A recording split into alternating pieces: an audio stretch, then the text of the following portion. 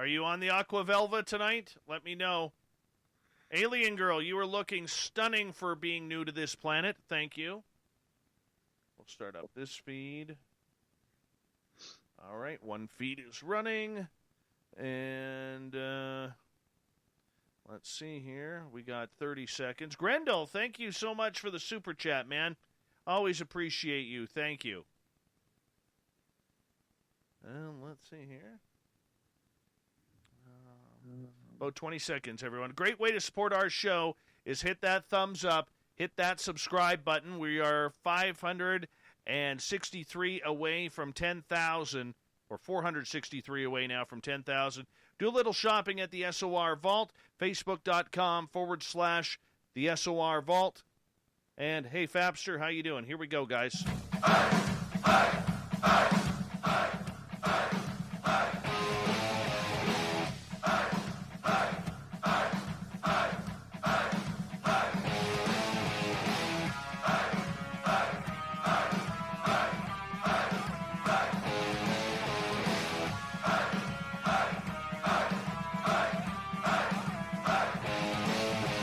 From the mountains of central British Columbia to you listening around the world, this, my friends, is Spaced Out Radio.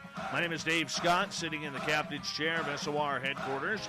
We welcome you to tonight's show on our terrestrial affiliates around North America and digitally on TalkStream Live, Revolution Radio, and KPNL. If you wish to take a listen to our archives, they are free for you by going to youtube.com/Spaced Out Radio. Do me the favor, hit that subscribe button. Follow us on Twitter at Spaced Out Radio and on Instagram at Spaced Out Radio Show. Our website is spacedoutradio.com, where we have a plethora of features for you, including rocking out to Bumblefoot and reading up on Captain Shirk's SOR Newswire. Tonight's show is brought to you by Chive Charities. Help make the world 10% happier by visiting Chive Charities today. You can find them on our website. Toby Johnson is a Pacific Northwest local who hosts a great podcast called Strange Bräu Radio. He is also the author of the soon-to-be-released book, The Owl Moon Lab Part 1, a true account of working one-on-one with reluctant witnesses who he calls extended experiencers of Sasquatch interaction. Doesn't that sound juicy? Yes, it does. He has over 1,400 hours worth of audio, hundreds of hours worth of video, and multiple examples of physical proof that this elusive creature exists, as Toby has come to the conclusion that the world of Sasquatch is vastly multi-layered and most likely multi-dimensional. Then at the bottom of hour number 3, I will bring you the SOR Newswire, brought to you by Paranoia Magazine. Mr. Toby Johnson, good to have you here on Spaced Out Radio. How are you? Hey, good evening. How did you get into Sasquatch, man? Well, geez. I made a right turn when I should have made a left, I guess. Growing up here in the Pacific Northwest, it's one of those questions that you ask yourself always. It's just part of the culture. And I was no different. But, it really it came down to finding something in the icy mud in a February while I was out hiking with my son that caught my son's eye, really. And it was just a human-looking trackway headed off into the brambles, and he had the wherewithal to point it out before I walked past it. And it's just a matter of a father to son talking to him point blank about the fact that there could be kids up here hoaxing people, because we were fairly close to a trailhead that was well known for having teens skip school and run up and down the trails there to smoke weed and hang out and do what teens do. And I thought, what better thing for them to do than to lay out a Sasquatch impression for me and my kiddo to find, and maybe they're out there right now watching us. So we took a picture. Nonetheless, we took a little scale object and put it right next to the impression to give scale to size. And then we continued on our hike, and I started to think about the trackway just in relationship to how close it was to the houses, the development in that area, and we really didn't think about it. But it turned out that we were actually a friend of the family, a guy by the name of Ron Olson, who did a movie back in the 70s, which was kind of a B-rated version of the Bob Gimlin Patterson film, filmed up here in Three Sisters Wilderness. He was the co-producer and the director of this movie. And so I found that out and thought I'd pull Ron aside at church and said, hey, I got this photograph here. I showed it to him. And he goes, well, I'll tell you what, it looks good, but I'd never seen one after all the years of looking. And, I don't really get into it anymore. It's not something I follow up on.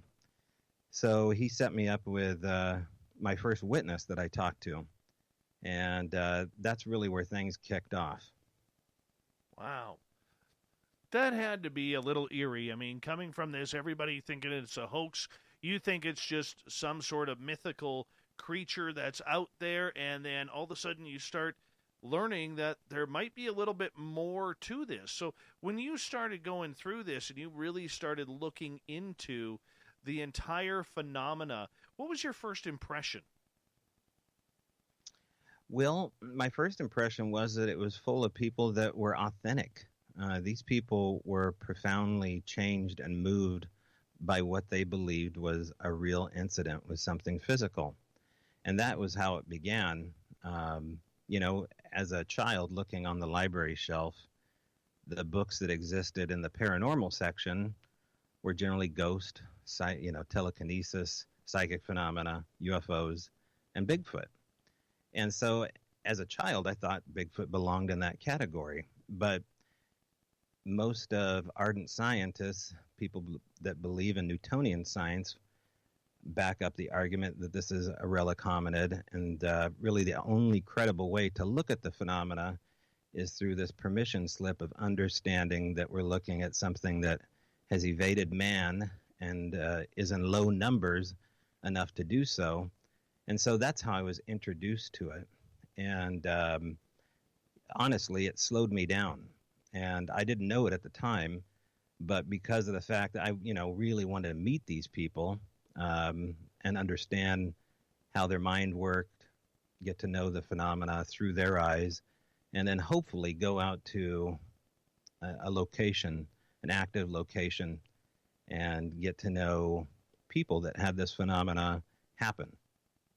Okay, so when you headed out, did you have any preconceived notions as to what you were looking for or even how to look for this? Well, most of the people said one of two things. You either sit and wait for them to come to you, which wasn't really popular back in the 90s, or you go out and you go to great ape habitat and you follow game trails and you treat them like an animal. So you do things to bring in the animal.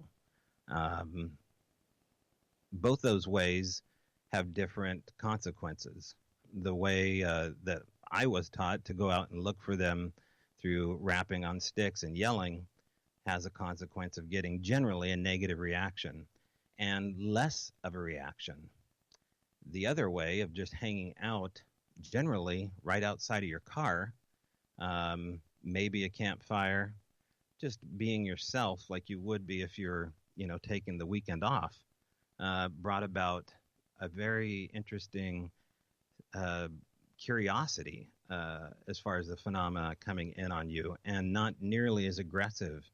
And that was really interesting to not only hear about, but then to reproduce it and go out into these areas and do it. But meeting a witness that had a roadside crossing, or some hunter, let's just say one of the bow hunters I met early on that heard audio, in particular, he was listening to the audio that I had at my table of Ron Moorhead's Sierra Sounds, brought this man to tears because as he put on my headphones to listen to the audio clip, he said, you hear that, that really groans, but so those kind of visceral emotions were coming out of hardened, hunters. And so I was watching the emotional consequences of these witnesses. And then I was pulled aside by the likes of, really intelligent academic men, including a guy that worked at the University of Oregon in the quantum physics department. And he had been interested in Bigfoot since the 1960s. His name was Lee Trippett. He was actually the guy that invented the balls of wonder, which are the desktop centrifugal force balls. And really interesting guy. But he took a quantum physics look at Sasquatch. And he was saying something completely different, that these things are interacting multidimensionally, just like all of the other paranormal phenomena. And he was super nice and super generous with his time. And I'd go over to his house for dinner with his wife. And then Ron Moorhead moved to town. So I had, a quantum physicist on my side. I had an author of quantum physics, Ron Moorhead, who was leaning in on the idea that his incidents in the High Sierras were all, overlaced with quantum physics, like a lot of extended experiencers explain they are, and that we have to start to embrace the supernatural here to move forward with the phenomena. And so I began to, really get obsessed with the whole thing, to the point where it's all I thought about. And it still is, overwhelmingly addictive to find out that this phenomenon is real and not rare. Okay, I'm a big fan of Ronald Moorhead's myself, and a couple years ago, my buddies and I, we actually heard the chatter in the forest, the talking. Right. Not the whooping and hollering. Didn't hear that, but we actually heard that type of talking. And I'll tell you, that is intimidating. When you're in the middle of nowhere and all of a sudden something is talking in the forest and you know that you are the only people around, there is something hair-raising about that, my friend. Right. And, when there's language involved with something, there's usually culture involved. And when there's language involved with Sasquatch, this took me years to figure out. It actually took me years to hear language. That means they're not alone. Generally speaking, most Bigfooters would say that once you start to hear language, they only are using language generally when they're with, their clan, or however we're going to address what a unit of Sasquatch are. And so, all these things took years, from 2007 to, let's say, 2010 or 11. And between those 3 or 4 years, I was putting on conferences. I was doing these monthly meetings called Bigfoot and Beer, a little pizza restaurant up the McKenzie in the High Cascade Mountains of Oregon. And we literally just would open up the pizza restaurant to, Bigfooters and the public, to tell Bigfoot stories, order a pizza and have some beer, and, built a giant Sasquatch replica, stuck it in the pizza parlor there, and had Animal Planet out 2 times, I think it was. And that's when the town hall thing really started taking off, from our angle to their angle, as far as offering these town halls where people could share their experiences. And I had people pull me aside that didn't want to be on camera and wanted to tell me about their experiences, which, if you're going to take a Bigfoot encounter report, take it from people that don't want any camera time. They want to get this off their chest with somebody that doesn't think they're full of it.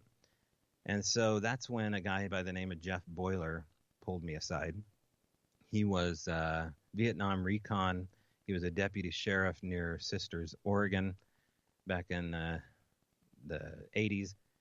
And he went on to tell me a story where he was shooting an azimuth with his compass while he was off duty. He was leaving the station to head to California from Oregon, and was on his way to visit the remains of a friend of his that he let the ashes off the side of a hill in the remote area of the Three Sisters Wilderness. I believe it was the South Sister. So he was going on a solo hike to go to this memorial spot. And as he was headed out there, he thought he saw an elk, because it was a dusty red color. and it was up on the bluff. And so he addressed it as though it was a wild animal, kind of stealthily. And then as this thing rose up, he could see that it was, in his words, a caveman.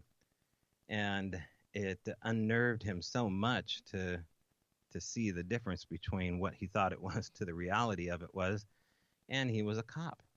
And so he went on to cock his head to the side and open his mouth. You know, he slack-jawed the whole thing, and this thing copied him. And that's what he told the TV show that he was on. If you go to, I believe it's Paranormal Witness, Season 1, Watched in the Woods, there's a retelling of Jeff Boiler's story. And I believe he describes it as this thing mimicked him. But what he told me in private was that this thing was not mimicking him, it was mocking him.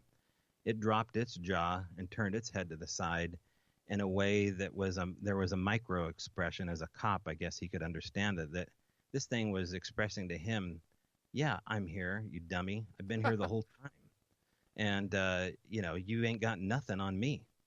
And that unnerved Jeff more than the fact that he was looking at a caveman, to the point where he thought about grabbing his station issue sidearm. He said at the moment that he thought about grabbing that gun, this thing ran. He goes, it wasn't me grabbing my gun. This thing knew what I was thinking. And it was the minute I thought about it, this thing took off. Now, the rest of the story is pretty crazy. It chases him back to his car, just right outside his vision, tearing down trees. Really fascinating retelling on Paranormal Witness. But they also followed him back home. He ended up, several years later, retelling the story to me at Ike's Pizza. And as soon as he was done telling the story back in his cabin near the pizza parlor, he started to notice eye shine, as though they were kind of interested again in him. He hadn't had an encounter since the 80s, and here it was like 2010, and he's starting to see eye shine. This is a very common theme with people that have sightings that express interest again, that they will toy with you and they will follow you back home. So how is that possible for, a relic hominid? And these are the kind of things that really fascinated me. But there was this divide starting to develop, right, between the two lunch tables that existed, those of accepted science and those in the fringe realms.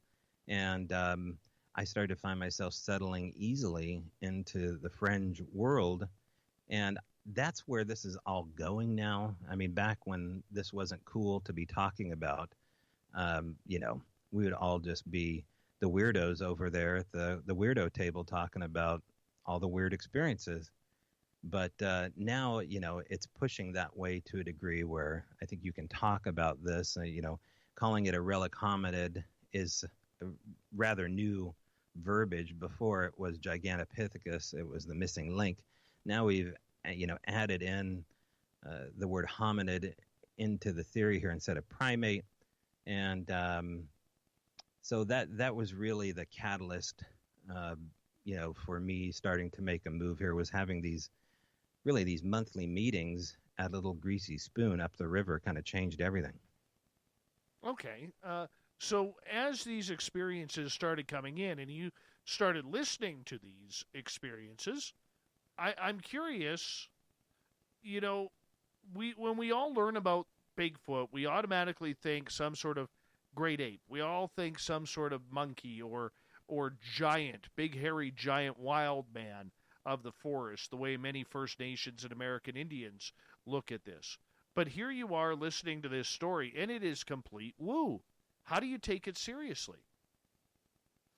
By having woo experiences. And so that's the only way the witness can prove what they're saying is real, is by saying, oh, come to my house. I'll show you what I'm talking about. And so after Jeff Boiler, I actually ended up going to his house and talking to him. There was a secondary couple, maybe 5 miles away from him, a couple by the name of Chad and Mary, who were pit bull breeders down the street. And they showed up. I was putting away my gear after one of our monthly shows. We just got done filming. There's a big camera crew there, and here comes nervous little Mary, I'll never forget it, over by the dumpster as I'm putting my amps away with her husband, Chad. And she goes, we have Bigfoot in our backyard. What do we do? And so I was like, well, I'm kind of busy. Let me get rid of the stuff here because I'm waiting for a conversation like this to happen. You know, this is a possibility to where I could get an invite over to an extended experiencer's house. Some people call these people, they are coalescing experiences as, oh gosh, I'm forgetting the term right now, but the extended experiencer is how I started to categorize these people here.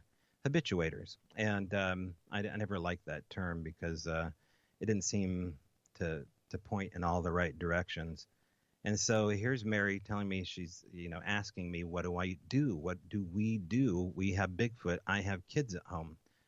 And so, there she is with her husband. I can tell he's a little nervous. And I say, well, Mary, tell me what's going on. And she says, well, I saw one when I was a little kid in Gold Beach, Oregon. It wasn't a great experience.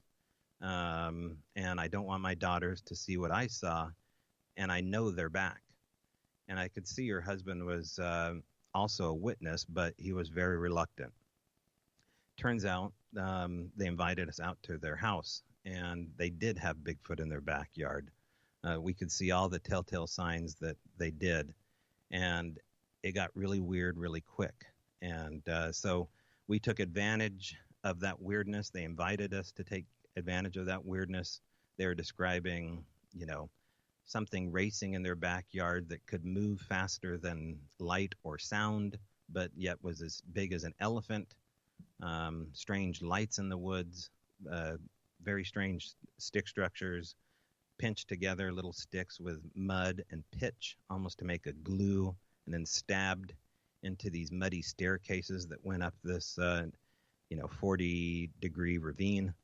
And pretty impressive case, I guess. And so we enjoyed that for the better part of 4 or 5 months, but never had any direct contact with them.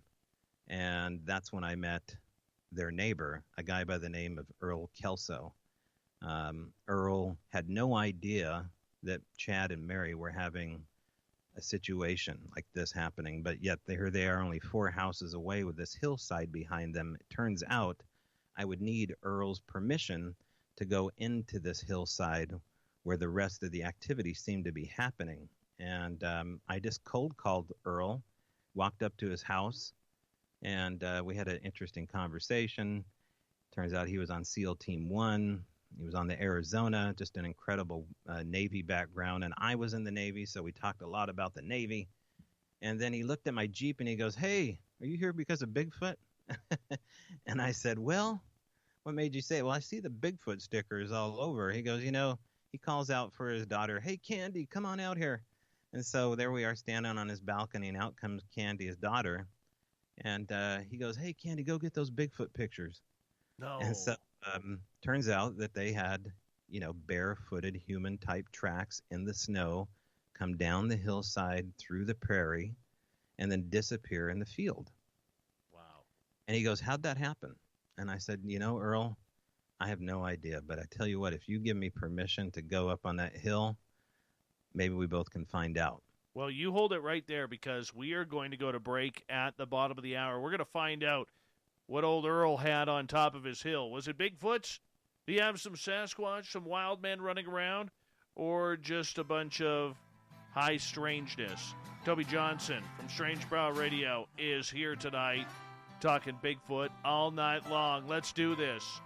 Let's get into the big hairy beast a little bit more when we come back.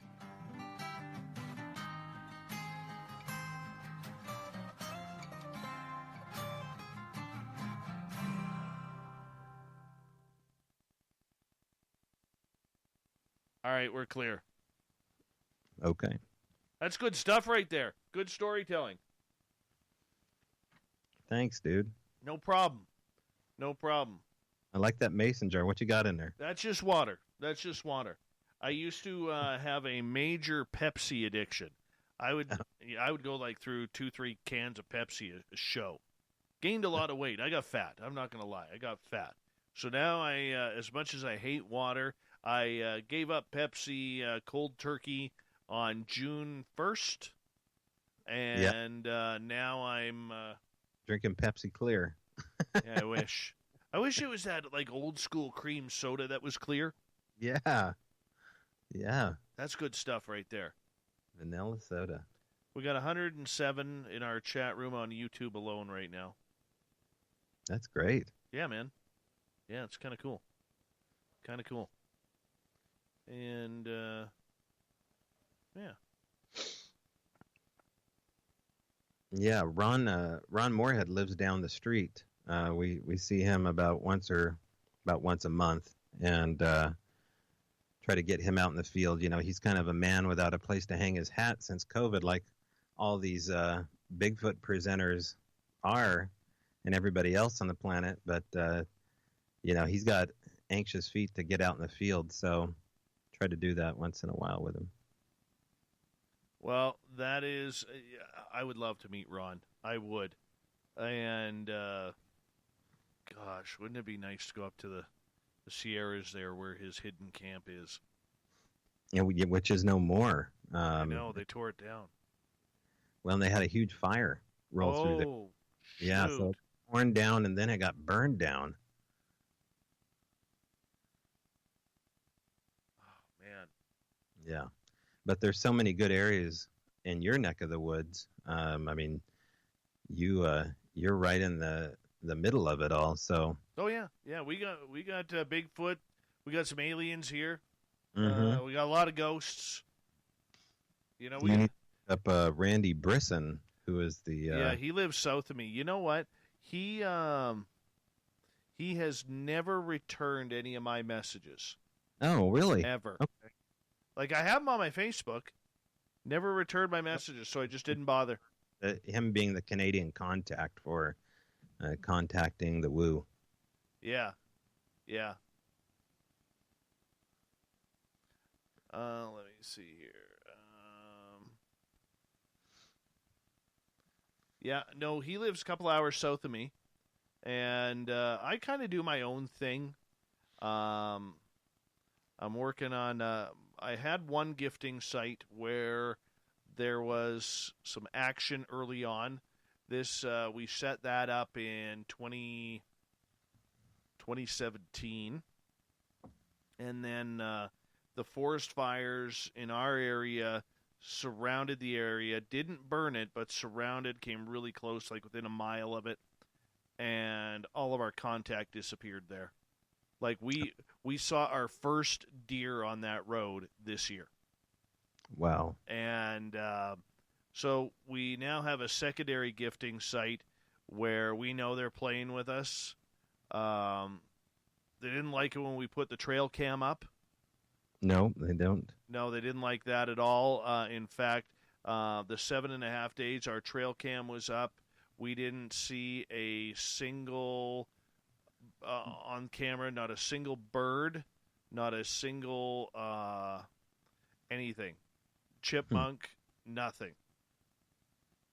Was the camera messed with? Nope. Nothing.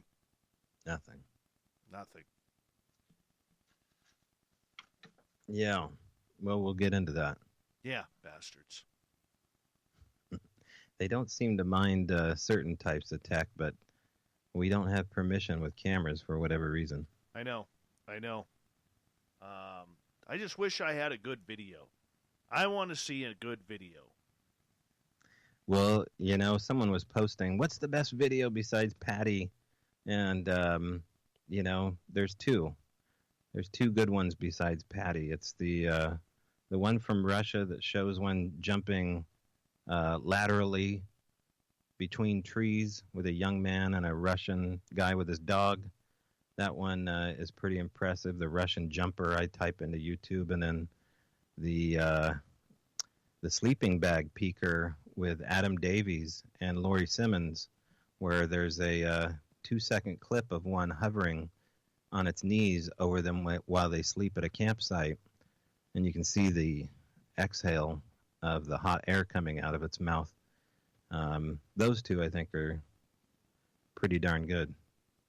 All right, my friend, hold on. Thank you to Ann. Thank you to Grendel. Thank you to Alaska's greatest athlete for the Super Chats. Here we go with the second half hour.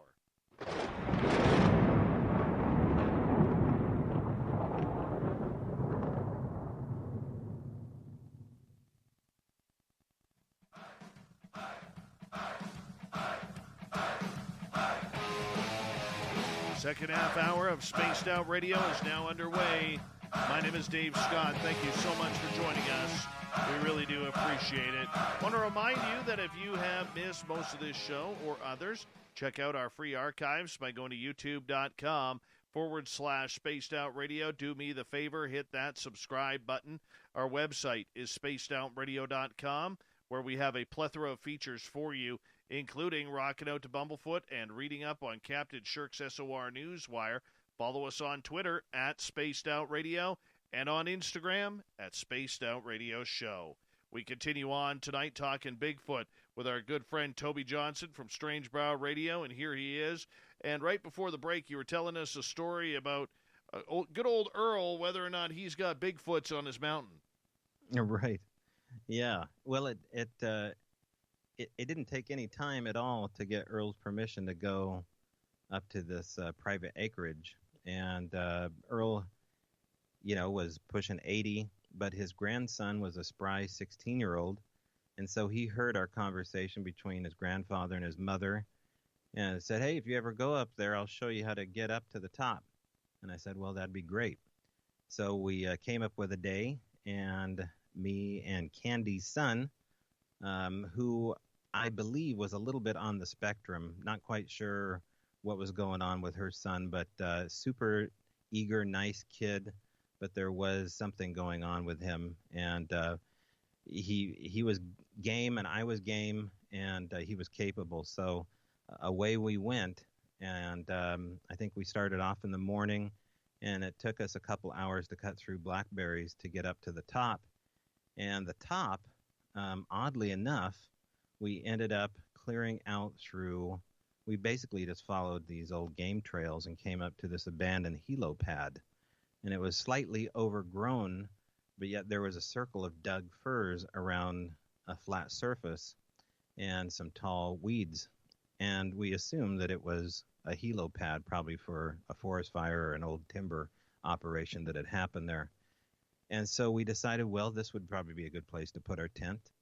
And so he helped me put up the tent, and nothing had happened. And so we set up this tent. Now, the tent was a small two-man ultralight tent with mainly just mosquito netting, not much else to it, and a fly that we put over the top of it, and we put 2 stakes on the tent, one on each corner.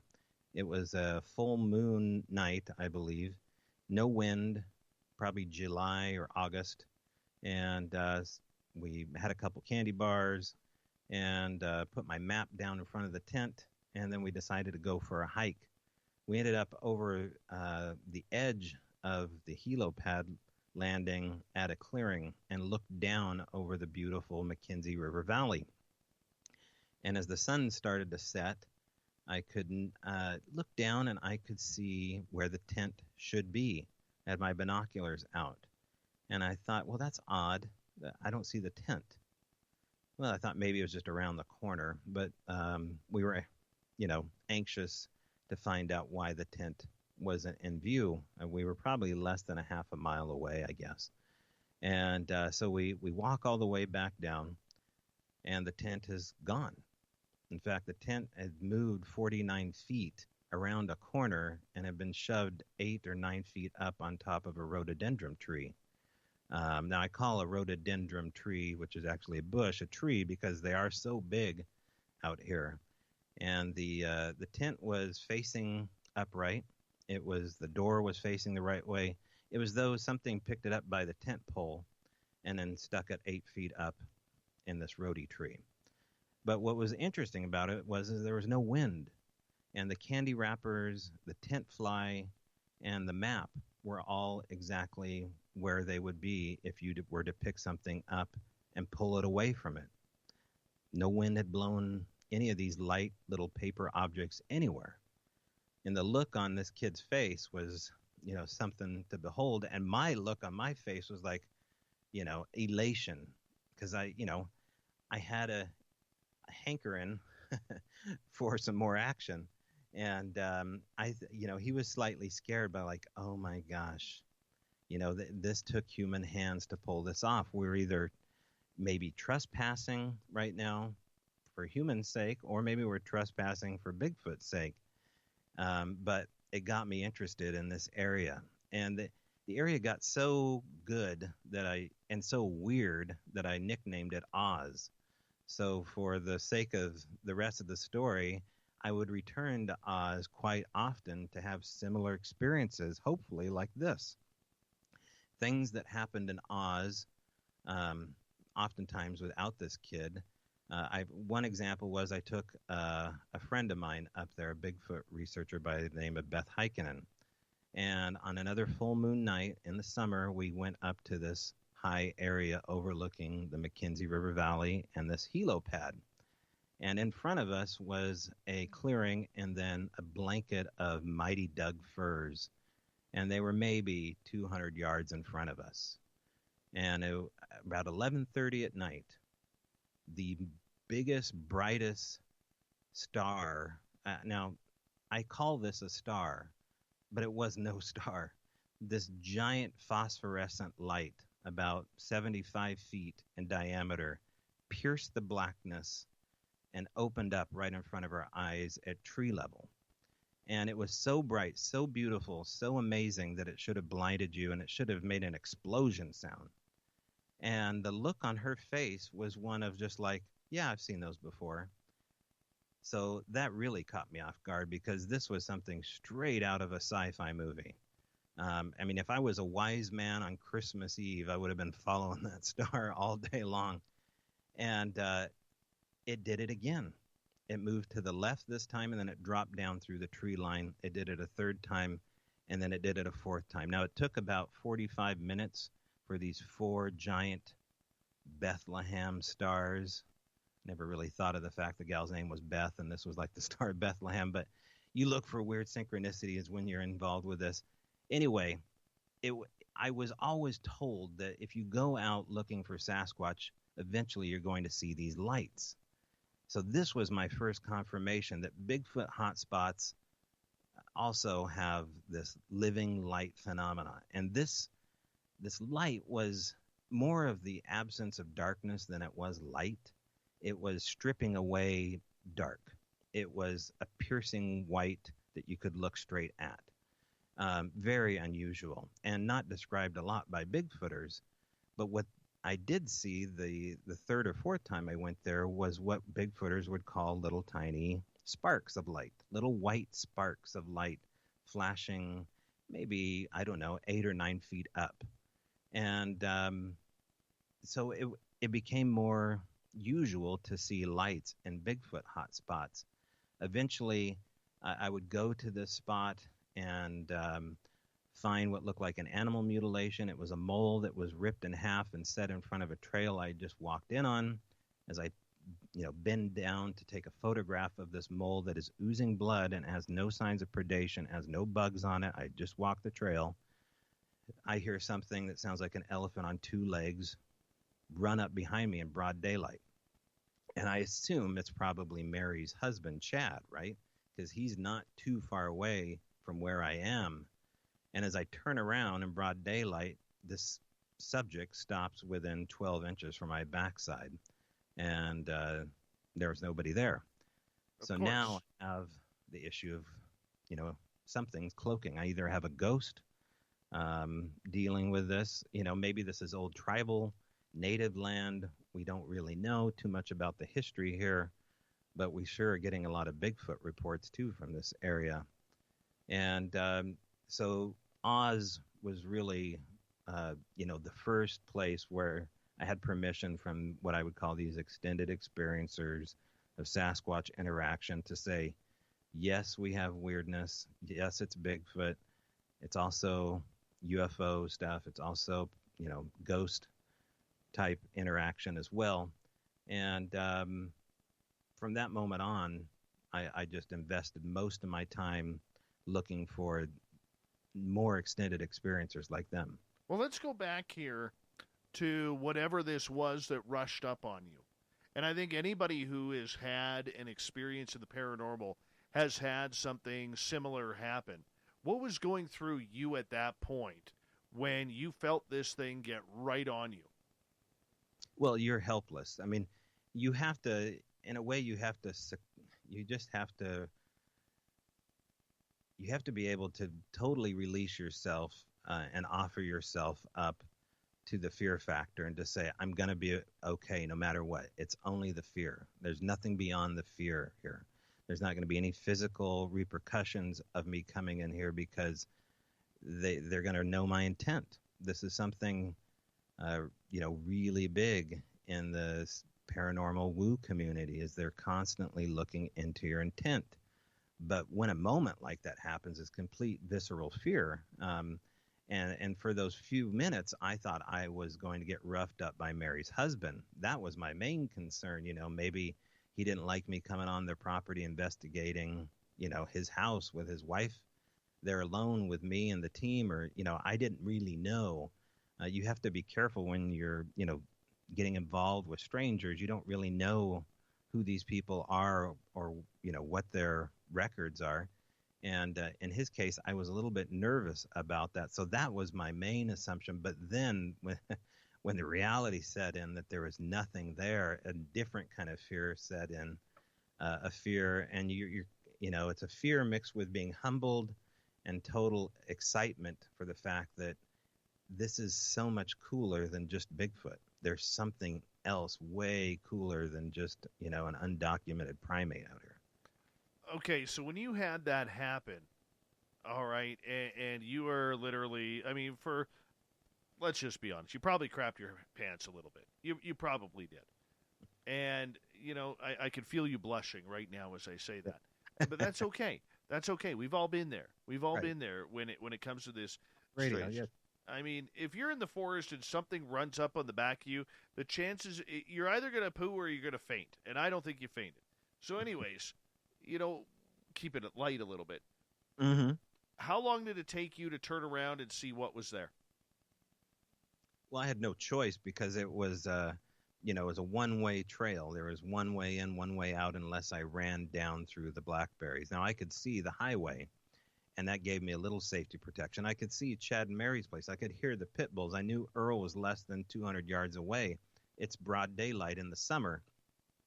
However, it put me in my place. It gave me perspective for the fact that this, was obviously, it was something larger than a human. It sounded like an elephant on two legs. It was, the earth kind of shook Jurassic Park style. And, I had good cell phone connection at that point. I know that I backed out of there, and kind of politely waved and, left my trinkets behind. But it didn't get me to stop. I started to look at the phenomena differently as far as there being a permission slip involved. Like, was this a trick? Was this juvenile activity? These are things that I'd been hearing. Like, if you get the more instigated activity like this, it's usually coming from a teenager type.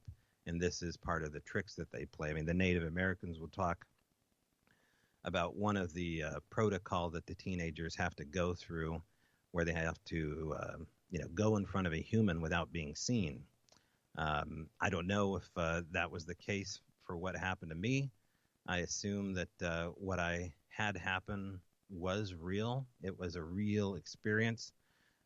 It also helped a lot having other people with me when these things would happen. This was just one example where I was alone, but the tent being moved, the lights on two different occasions up there, finding giant stick structures ornately put together. These were logs slammed together in trails to almost make runic alphabet signs standing straight up.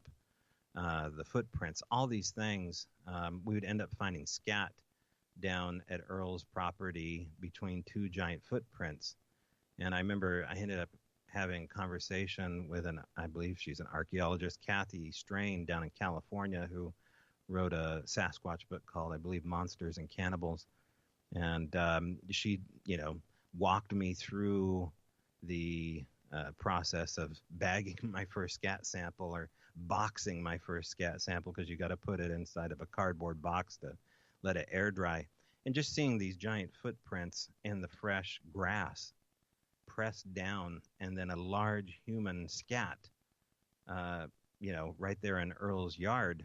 It was just very, completely intriguing and mysterious. And if it was just a crackhead, coming off of the highway, taking a dump in the back of Earl's property, that might not be so weird because of where we were.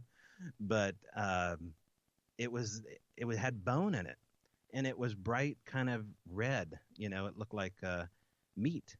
It was a meat eater's diet.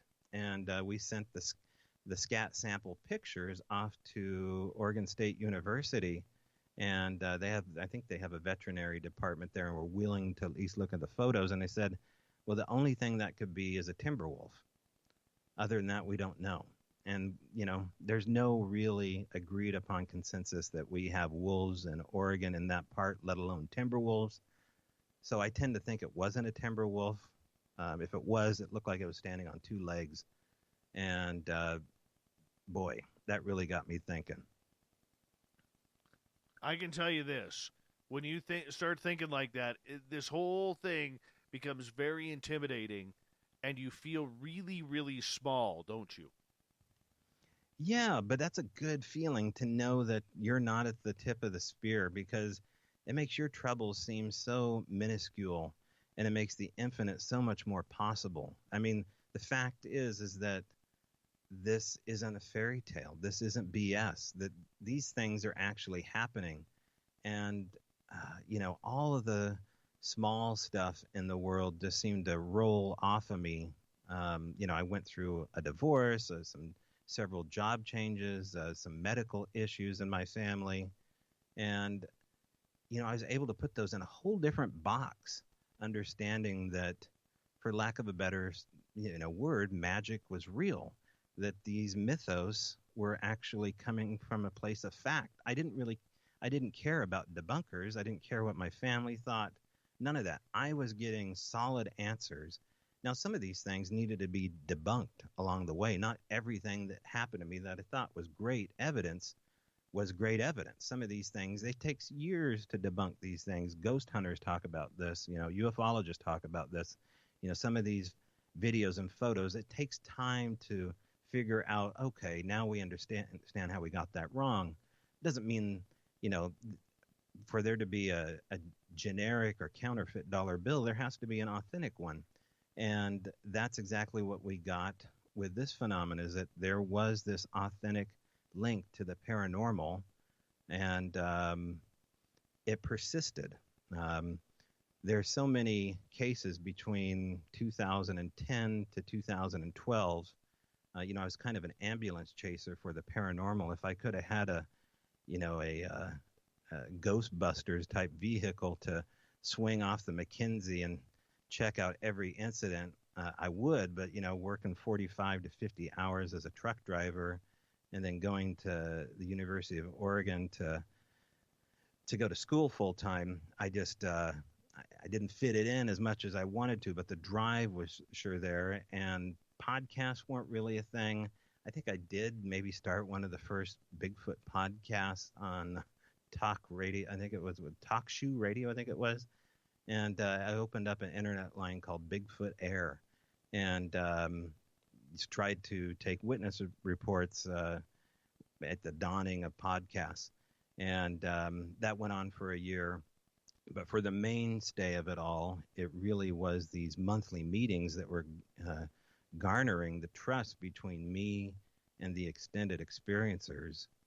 And then the London tracks happened. That was 2012. I was working, I was a corpsman in the Navy before all this Bigfoot stuff happened. And so I still would dabble in the healthcare industry, and I was working as a hospice medical assistant or hospice nurse. And I got a text from my son that said, hey, there's a guy at my door with a cell phone out, and he's got a Bigfoot print out here in Cottage Grove, Oregon. And, he saw the Bigfoot sticker you gave me on our car and wondered if we wanted to go out and take a look at it sometime. So he's going to send you the picture. And so guy's name's Max Roy. Turns out he was on a Sunday drive out in Cottage Grove, Oregon, and happened upon 3 Bigfoot impressions going out into the drained lake, headed out towards the drained lake, rather, from a well-known fishing hole. And so after my shift, I went and bought my first big bag of plaster and headed out to Cottage Grove Lake with a local. And that's where our story continues with the London Tracks, which is, a giant trackway found in the lake bed. There was 12 researchers, me and several other researchers. Cliff Barrickman showed up from Finding Bigfoot. Fast forward, 122 tracks were found out in the lake and cast and separated out into a group of 10 or 12 people.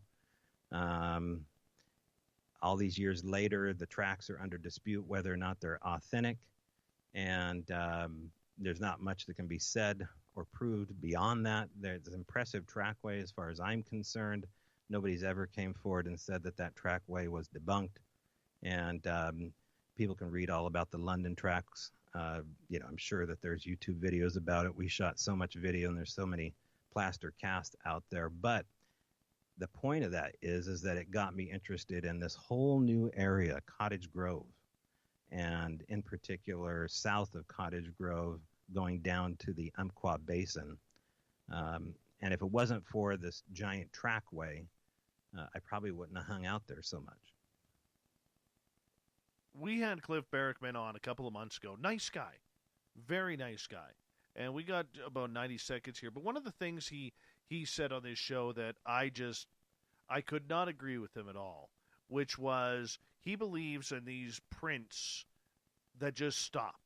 You see these trails in the snow or mud, and all of a sudden they just stop. He believes that Bigfoot has the ability to reverse itself and match the print walking backwards, so it walks out. And I loved Cliff up until that point, and I just thought this guy is so unaccepting of any type of potential that he's missing out on a big part of research. What do you think about that? Well, a guy that would say something like that entertains the impossible. They entertain the impossible privately one way, and they entertain the impossible publicly a whole different other way. And that's what I'll say about that. I would love to see anybody, anything at any time, be able to reverse it without creating a double print. So would I. I think we're on the same page is what you're saying. I think we are. Yeah, exactly. And I don't blame you for that. And, but that is one of the cases where somebody who is very credible, like Cliff, and I realize there's a lot of people who want to take that pseudo-scientific background, but I believe that this is one of those situations where alleged science or belief does not make sense. 1 + 1 is definitely not making 2 when it comes to reversing your footprints. Toby, I'm going to get you to hold on right there because we are going to go over to our commercial break here at the top of the hour. And I'm loving this. What a storyteller we have tonight in Toby Johnson and our good friend Hallmark over there in Spokane, Washington.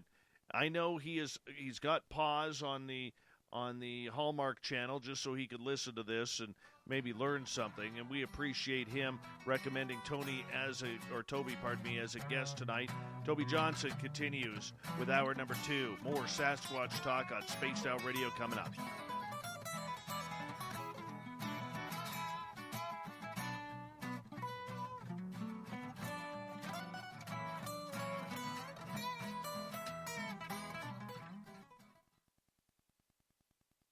Somehow I think Nate's going to kill me for the Hallmark comment.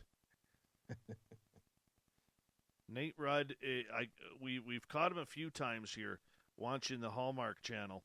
And so we had to change his name. But anyways, he's like, Toby doesn't know me as Hallmark. Well, he does now, Nathan. He does now, and you can blame your good Canadian friend. I'll even wave at you. Hi, Nate. Yeah. Have you seen the size of his arms? They're like 3 times the size of my head because he's a retired power lifter. Anyways, I'm going to run my dogs outside. You sit comfortably for a couple minutes, and you'll see when I get back, okay? Until 2 a.m. nightly, the Moose cranks up the rock while serving some of the best-rated food in the city. The menu starts at $6.95. Why party anywhere else in Vancouver when the Moose is right there? Get your horns up and rock with the Moose, the official party bar of Spaced Out Radio.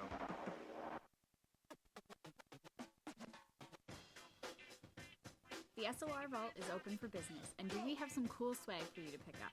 All you have to do is head over to our website and click on the SOR Vault. You have a variety of cool logos to choose from, and put them on anything you want.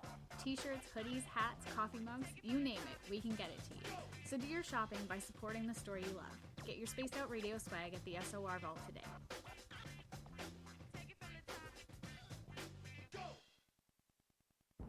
Are you intrigued by Paranormal Talk Radio? You'll love the new Paranormal Radio app from TalkStream Live. You'll find a great selection of talk shows covering UFOs, ghosts, strange phenomena, and much more. Download the Paranormal Radio app now and start listening to the very best in paranormal talk entertainment, including the network you're listening to right now, the Paranormal Radio app, free in Google Play and the iOS App Store. Hi there, this is the paranormal lawyer Michael W. Hall. I'd like to invite you to listen in each Sunday night where we're going to open up your eyes to everything strange and paranormal. I will be hosting some great guests with topics that affect us all, such as UFOs, ghosts, and everything paranormal. Let's learn together on Spaced Out Radio Sunday with myself, Michael W. Hall, the paranormal lawyer at spacedoutradio.com. For the price of 1 cup of coffee a month, you can become an SOR Space Traveler. The Space Travelers Club is a place where you can interact with other listeners, either live during the show or on our great forum. We want your stories, pictures, comments, and ideas. You'll get live video streams, exclusive content, and be a part of our newsletter. Stay in touch with everything SOR. The Space Travelers Club is just $5 a month at spacedoutradio.com.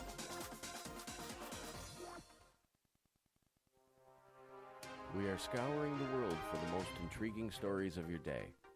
Take the time to read up on the SOR Newswire, where our team, led by Captain Shirk, will deliver to you some of the best paranormal and supernatural news, along with some stories that will blow your mind from the weird to the wacky.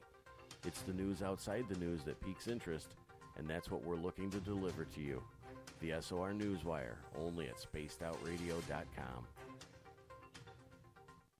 Hi, this is Amber Beckrud, and I want to invite you to subscribe to our YouTube channel where we store all of the SOR show archives for free.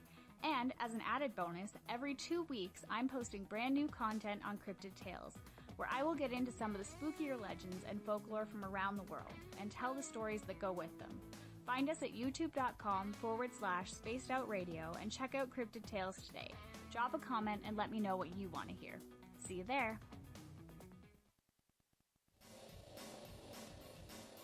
We all know on Spaced Out Radio we love a good beard and mustache, so why not take care of your facial hair with Mighty Moose Beard Oil? Made in Canada, we're taking care of beards and stashes around the world. We use 100% natural ingredients with our... All right, bro, I'm back. All right. Let me just throw my headphones on so I can hear you. There we go. Teasing Nate Rudd here. Oh, you should. Absolutely you should. He says you're full of SHIT. Oh, no, I'm not. Hold on. I can show you the photo. Oh, now I'm in trouble. While he drinks his moonshine here, he's going to show us photos. Actually, I am going to show you a photo. I want to see what you think here as we got 90 seconds.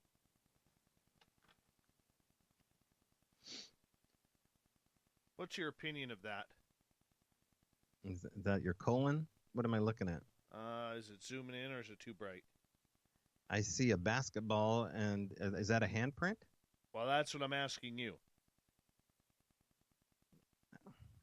Boy, I don't know. That's suspicious looking, but I don't see enough to say one way or the other yet. It was very greasy. Yeah. What's the story with it? That's at my gifting site. It moved. Okay. So you left a basketball and you found something oily on top of it. Yes. Okay. Yes. You still got the ball? Yeah, it's still out at the gifting site. Yeah. Just showing our audience on YouTube. Yeah. Yeah. Don't. I'll be talking about that oily substance. Yeah, let's do that. They can't see it very well there. They did see a text from Nate Rudd, though. He's like, "You bastard. You bastard." Uh-huh. Hi, gorgeous Brit. How you doing tonight? Thanks for joining us. All right, we're into our final commercial. Thank you so much to Anne Celine, Grendel, Ladybug, Bigelow, Alaska's greatest athlete, for the Super Chats. It's a great way to support this show, as well as hitting that subscribe button, as we want to hit 10,000 subscribers before year's end. We are close. We're 463 away. Here we go. You're listening to Spaced Out Radio with Dave Scott. Follow Dave on Twitter at Spaced Out Radio and on Facebook, Spaced Out Radio Show. Hour number 2 of Spaced Out Radio is now underway tonight. My name is Dave Scott. Thank you so much for taking the time to join us. We really do appreciate it. We want to remind you that if you have missed portions of this show or others, check out our free archives by going to youtube.com/Spaced Out Radio. Do me the favor, hit that subscribe button. And we want to welcome in all of our terrestrial affiliates around North America and digitally on KPNL, TalkStream Live, and Revolution Radio. The Desert Clam has set the password for tonight in the SOR Space Travelers Club. Now, I was able to pronounce this during the break because I practiced. I think it's Decipides.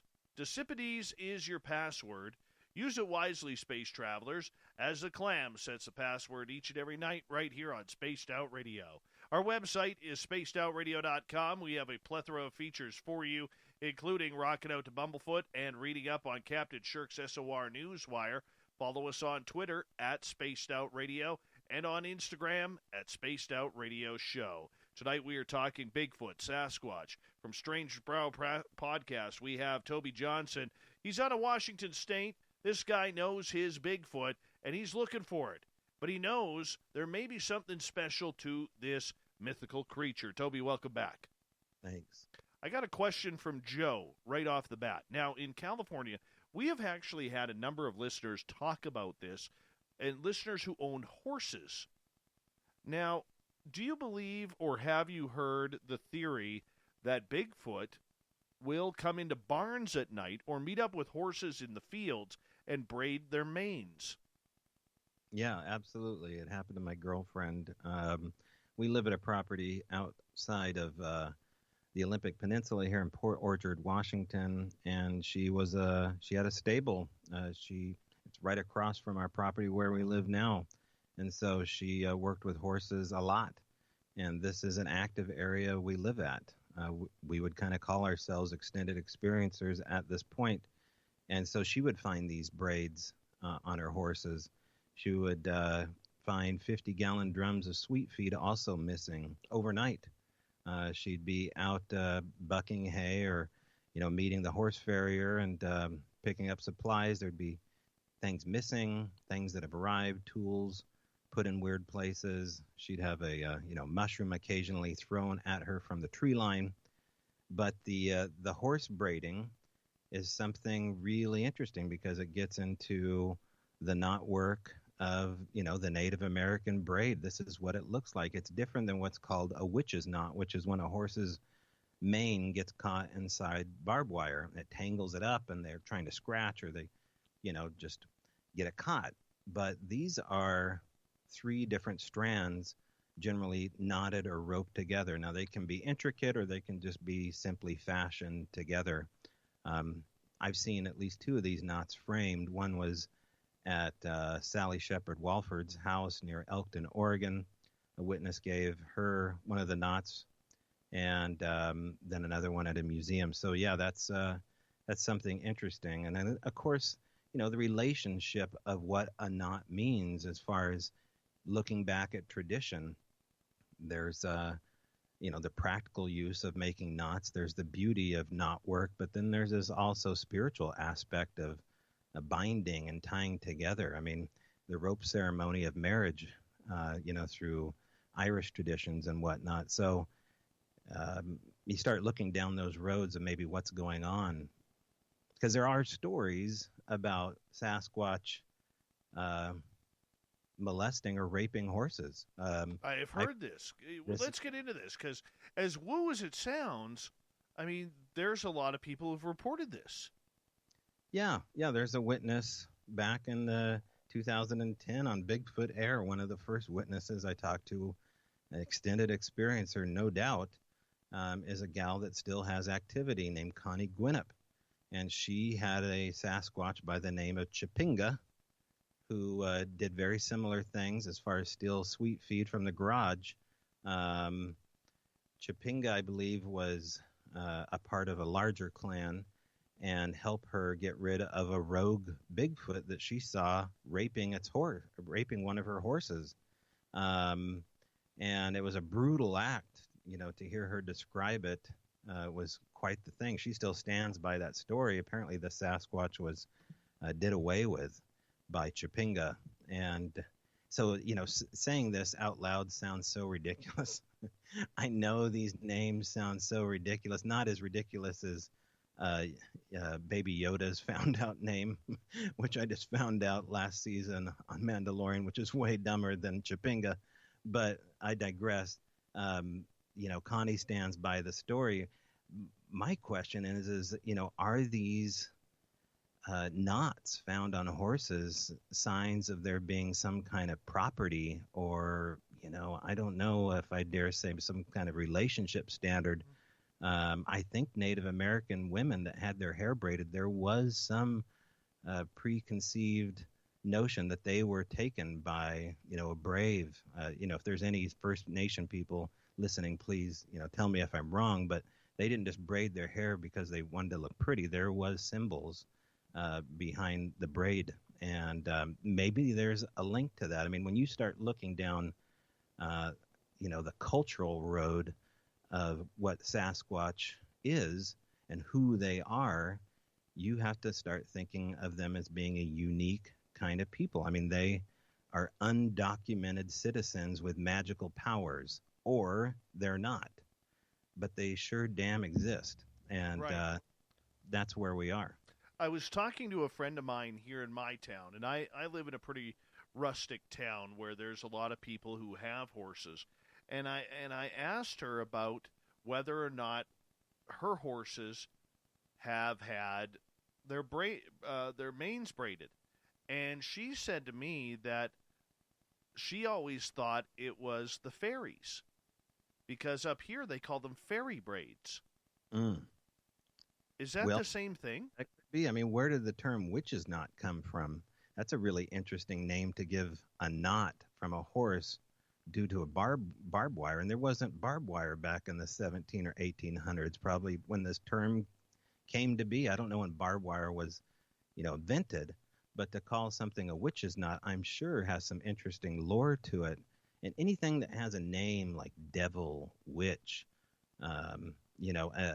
a name that has a scary or negative riveting connotation to it usually has a supernatural connection to it. Somebody thought it was too scary at one point, so they gave it this name. So I doubt they gave the name witch's knot, and I don't know if that's the only name given to that kind of knot from a horse, but it's the name I heard, and it's a pretty peculiar name. I will tell you that place names for Bigfoot are places to have interaction.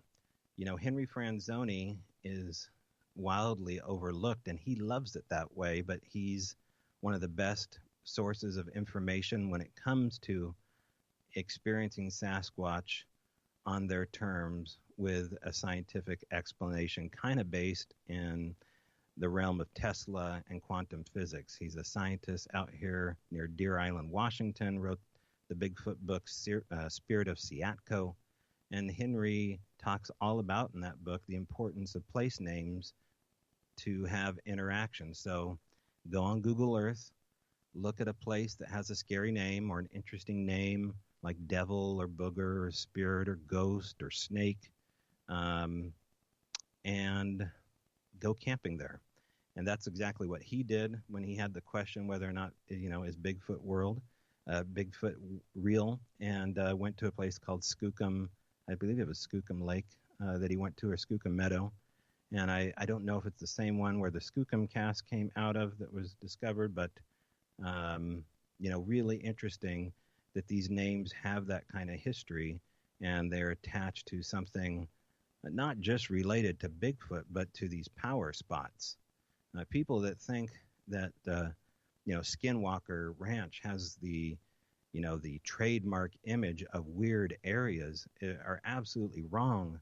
These places exist all over the globe.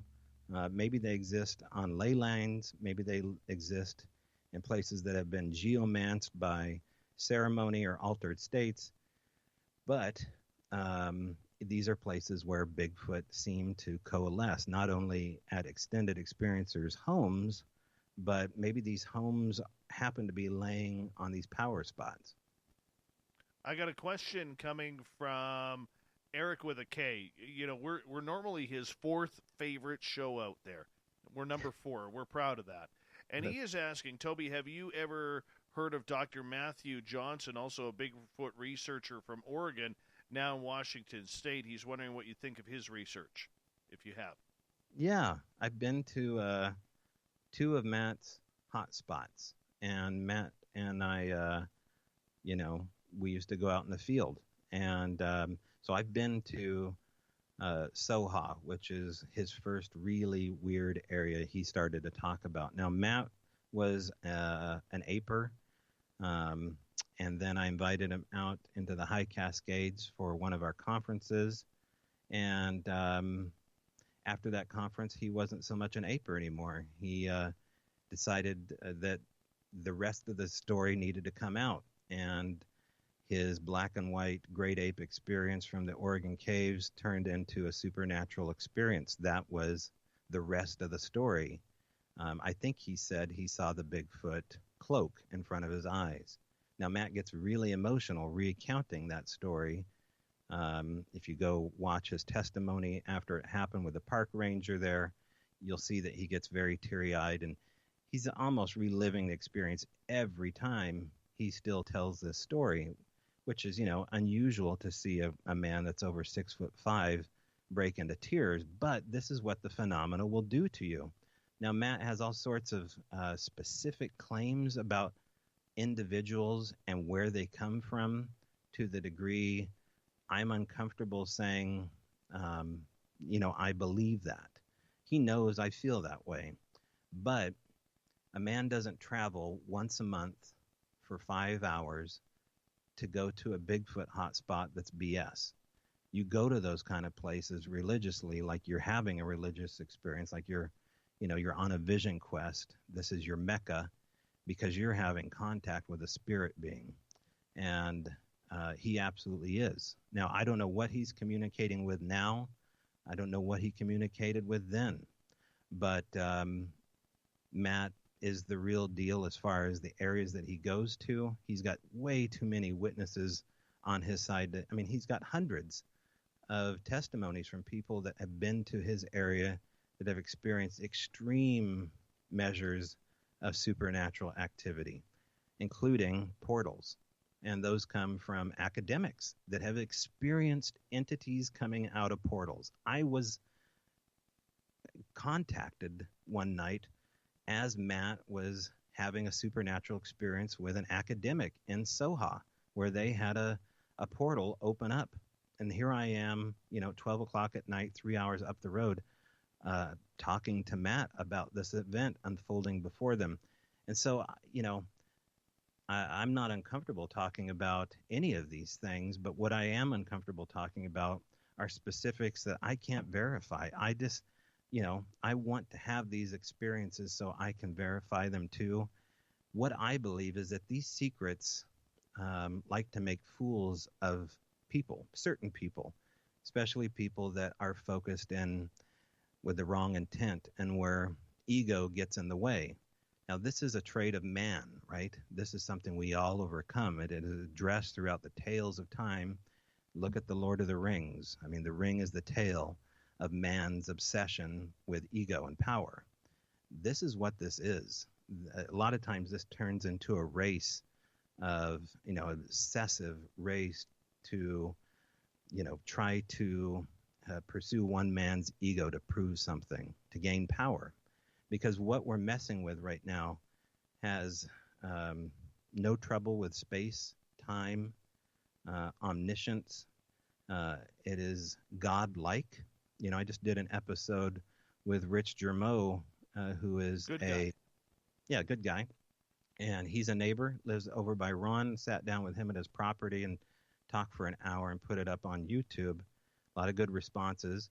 But, Rich had his mind blown, and he had to deal with it from an ego perspective too, because now you're looking at something where you have to see, am I unique because I'm having these experiences? Am I special? And thank God Rich walked away saying, no, these things happen all the time. And, I'm no different than Joe Blow out here. But, some people just can't do that. They can't walk away and say that this phenomena is going to beat them. They have to try to beat the phenomena, and I just don't believe you can. What is your opinion of many researchers out there claiming that they are searching for an ape? They're wasting their time, and they know it. Most of these guys, the reason we did Strange Bräu Radio, it has that name, the German iteration of brew house, was because you got to get a couple drinks in these guys to get the rest of the story. And a lot of times people need to loosen up with just an IPA in their hand and hear a good Bigfoot story. That's what happens around the campfire. And so, like I said, you get two different versions of the researcher. If I were to put a percentage behind it, I'll be generous and say 89% of these researchers all know this isn't some damn dirty ape.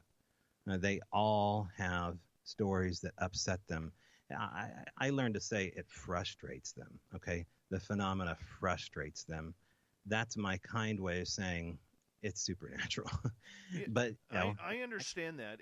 And part of my issue with it is in the Bigfoot world, much like the paranormal world, we have a lot of fake scientists. We have a lot of people conducting opinion rather than and claiming it's science. I don't like that. I think it makes the field a little bit more dumb, especially to those who may not believe it. You know what I'm saying? Sure. Pseudoscience. I mean, a lot of guys are citizen scientists. They do their summer course in tracking, or they become a biologist for a year without the degree.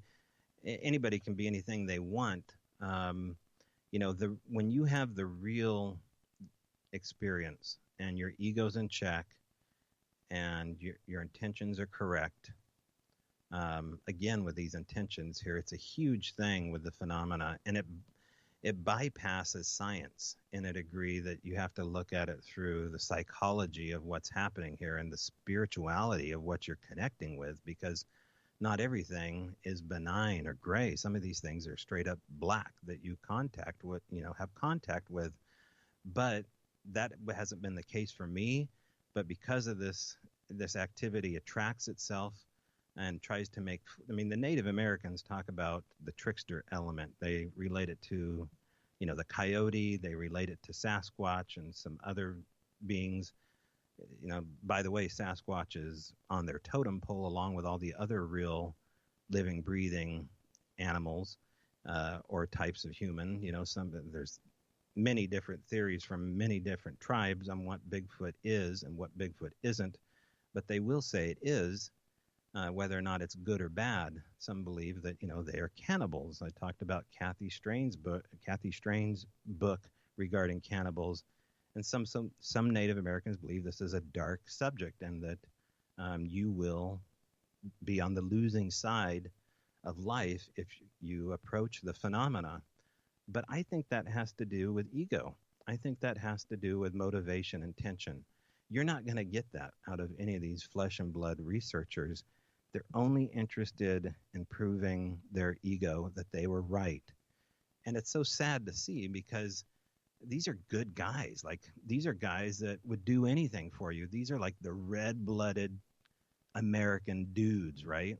And at least the guys I know. And yet they're so trapped because they will not give up the goat that they've, so embraced the whole time here. It's something so different, so much weirder. And, I can't put words in their mouth. All I can tell you is that I feel as though it's a waste of time. These things love to waste your time. They love to watch your wheels spin. And so, you were talking about cameras. You're not getting any action. You put the cameras out, the wildlife disappears, everything goes in a vacuum, no activity. You take the camera away, things start to act up.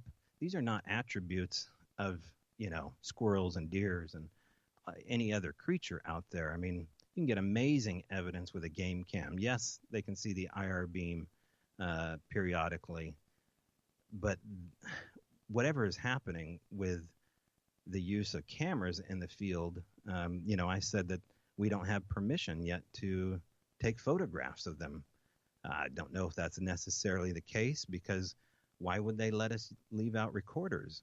They seem to be perfectly fine with audio equipment. Where we're headed in this talk is to a place called the Al Moon Lab, the Ultimate Extended Experiencer event that coalesced the supernatural with Sasquatch to a degree that it overlapped it and totally enveloped me and this family, Daryl and Cindy Adams. We were able to record constantly on this property, but the minute we set out a game cam or a FLIR, weird stuff would happen to the cameras.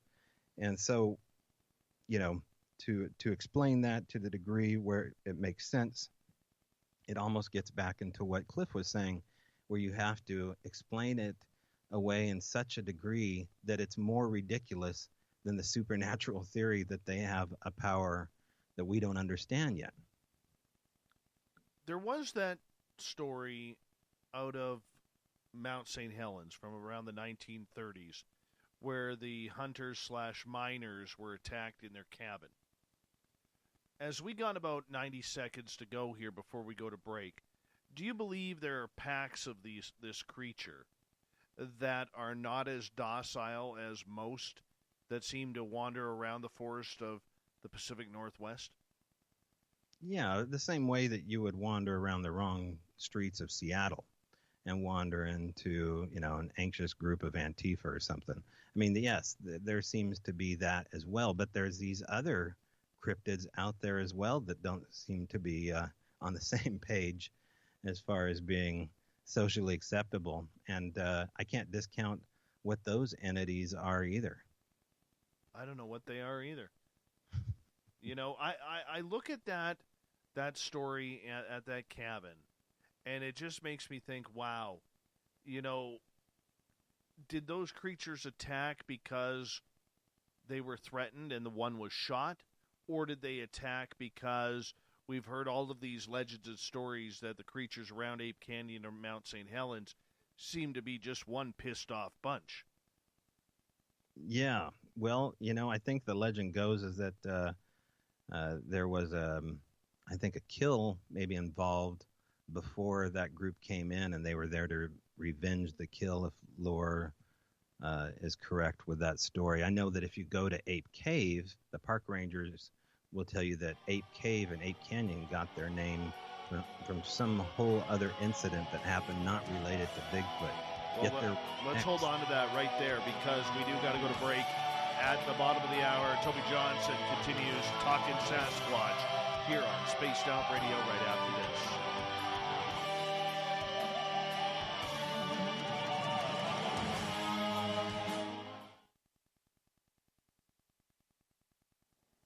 All right, we're clear? All right. Good stuff, man. Just teasing Nate again here. Good. Feed it to him. Yeah. Feed it to him.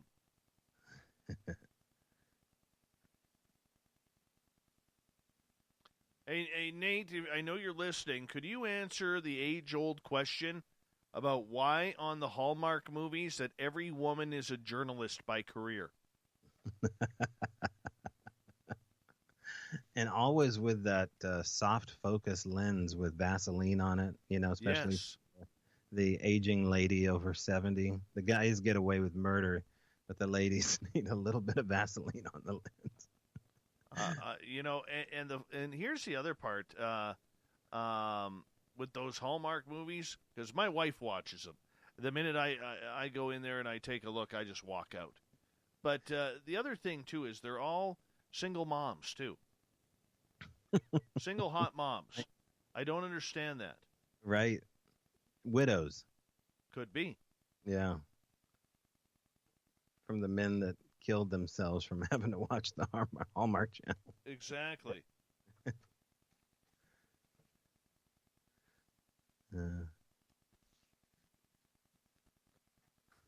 Nate, same damn story, different town.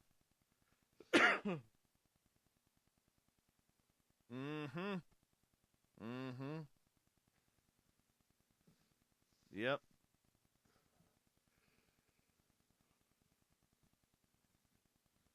I literally sat at my daytime job today. I was at my desk and literally I did nothing all day. Only to get a phone call saying that a water pipe had burst in my house. That was my day. Oof. Yeah. And if you know me in construction, you will know that I'm useless. Okay? Absolutely useless. You can pretend. No, I don't even pretend. I don't own tools, man. But you got YouTube. You can go DIY that. Yeah, I tried DIYing my own YouTube videos with the exact same program that I have for editing, and the same model number, everything, and mine doesn't have a button that theirs does that apparently I need. I paid for that, too. Yeah, I know I had to DIY this mixing board I'm on right now that I've had for the last 5 years, and I thought, I'm going to bust this mixing board out for Dave and give him some better audio than I usually do instead of you're sounding beautiful. SD mic. You're sounding beautiful. You're sounding beautiful. You could actually, you have the voice of a Hallmark star, man. You and Nate Rudd hanging out, voicing over Hallmark movies. I'd buy that. I'd totally buy that. I know. She was at the grocery store. I know. A widow. Exactly. Just fired from her journalism job at the New York Times, and now she picks up the job, right? As a journalist in the 500 population 500 town of whatever, United States, filmed in Canada. And always starring Ricky Schroeder. He's always getting a guest appearance in these shows. That I haven't noticed. Oh, yeah. It's a thing. Yeah, and usually it's Bruce Boxleitner, too, because he hasn't done anything since Scarecrow and Mrs. King. Right. Or the mom from Family Ties. I think she makes it in there once in a while. I forget who she is. Oh, was it not Burgess Meredith? That was the guy. She had a... Oh, yeah. I know who you're talking about, I think. Who was the mom in Family Ties? Meredith Baxter Burney. Yes. That was the first time I ever heard the name Meredith, and I was like, who the hell names their kid Meredith? Right. It's making a comeback. Oh, my gosh. That's terrible. I just watched Tremors Part 5, and it had had father from Family Ties in it. He's still doing the Tremor franchise. Well, he's got to do something. Can't put Michael J. Fox in there. No. Wait, that's the wrong name, Tremors. Oh, my God. Anyways, thank you to Anne-Celine Grendel and Ladybug Bigelow, Alaska's greatest athlete, for the Super Chats tonight. We want to say thank you to all our new subscribers as we enclose on 10,000. Here we go with the second half of the show right now.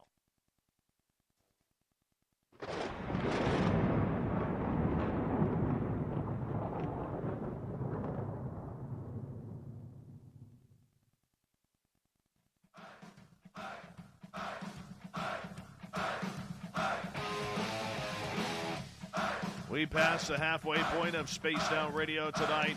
Thank you so much for joining us. My name is Dave Scott.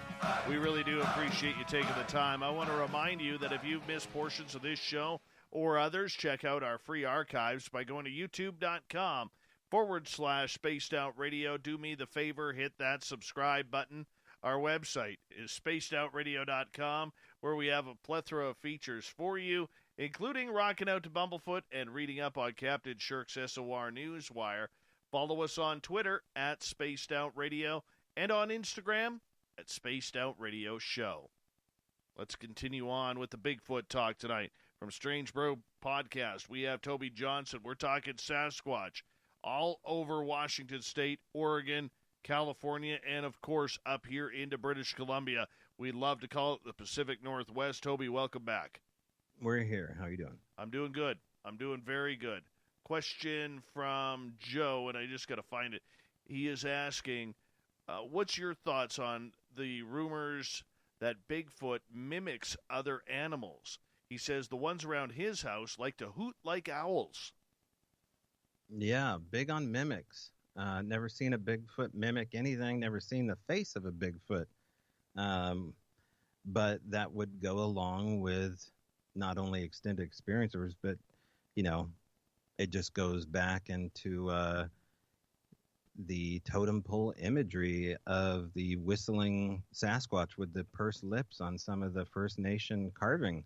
You know, what are they whistling and hooting for if it's not to not only make a primate whoop, but also to hoot like an owl? So, you know, the 800-pound owl out in the woods, that's a thing. That's a repeating narrative.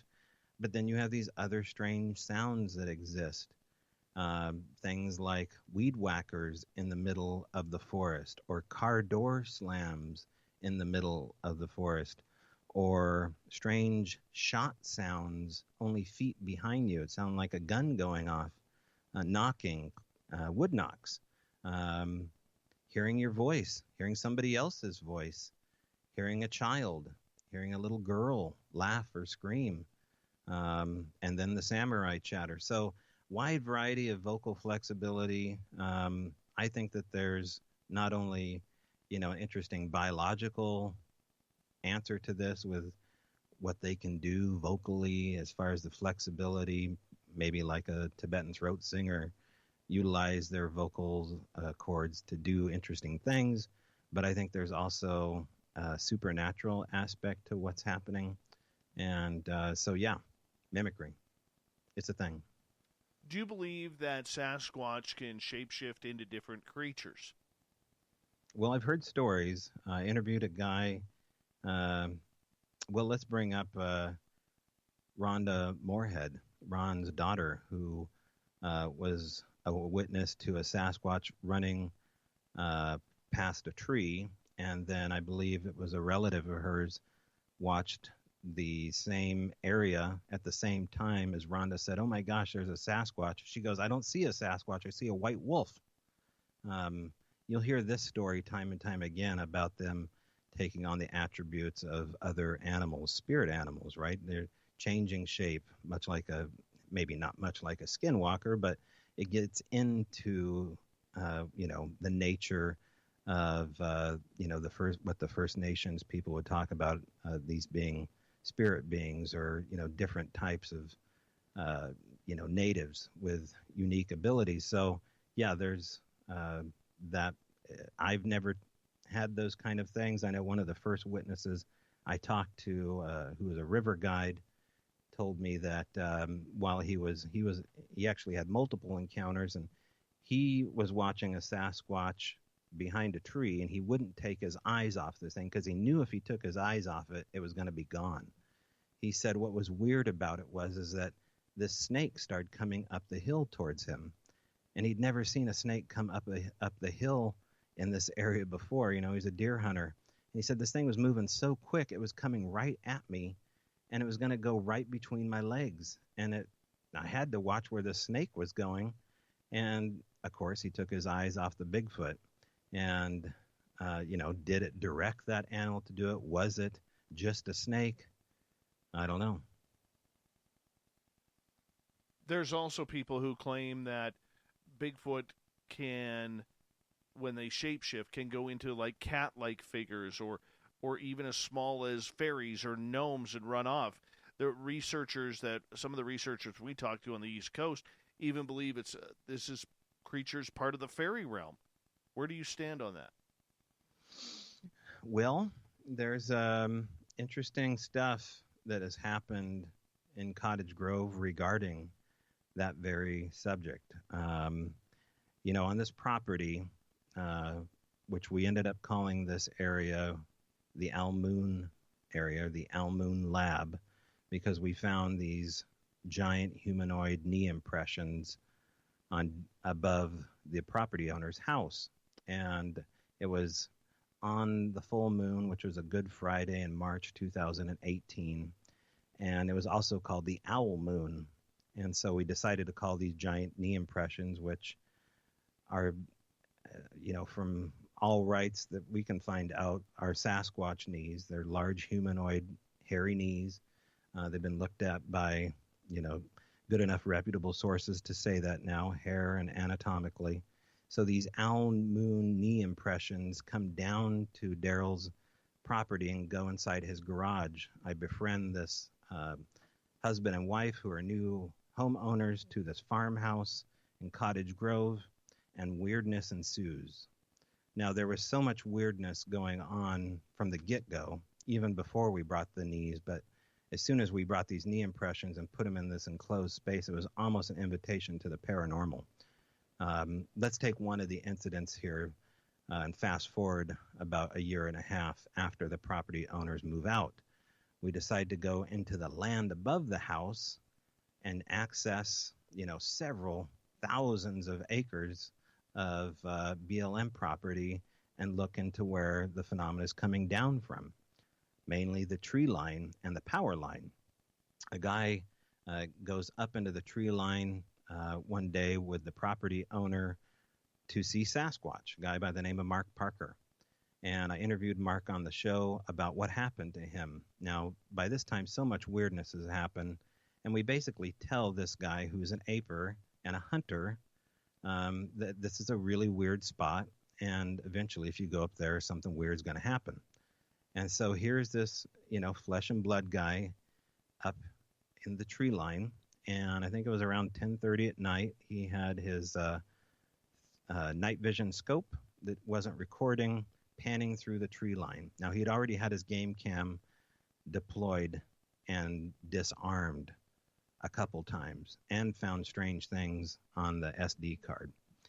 So he was interested in how that happened. That never happened before. The game can had been popped off the stump and laid down face first, and then all these weird light anomalies start showing up, and the food that he's leaving out suddenly disappears within a shot without something taking it. So he's interested what's going on. Well, we're telling him it's the supernatural. They're totally aware of your intentions. They're disarming you, and they're letting you know. So this night, he's sitting on the tree line looking down at the spot and sees white sparks and then red balls of light in the tree about 50 feet up.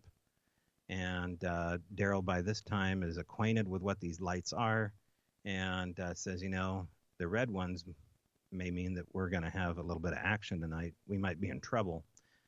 Because whatever the orange and red orbs are, they're way more aggressive. Then he sees what he describes less than 50 feet away, coming at him at over 10 feet tall, was a Sasquatch walking parallel to them on the road at them. And Mark bolts out of his lawn chair, gets in his car, and takes off and calls me. And so we do a show about what had just happened, like moments after it happened, which is always great to do, right, if you're doing pre-recorded radio. And so, he thinks that the lights were absolutely connected. I just heard a story not too long ago on a different show about a guy who saw an orb drop off a Bigfoot. Like it took the shape of an orb that was almost giving birth to something, and then it dropped down, living, breathing entity, a Sasquatch.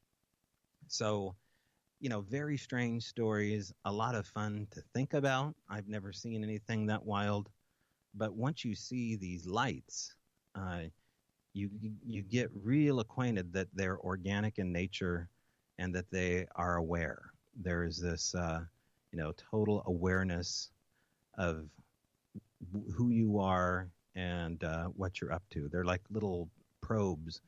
And then the Bigfoot stuff generally happens within that span. It's like a little probe or business card being thrown out. So with these orbs, do you think they come in different colors for different shapes and sizes to kind of say what the attitude of the creature is? Yeah, I don't know. That's cool to think of. Like, it kind of makes sense, right? If you saw something red or turn bright red, or, that would be a form of, like dangers coming. These red got its, color for a stoplight or a stop sign for a reason. So you'd notice that, it could have been bright blue. It could have been all these other colors, but we chose red.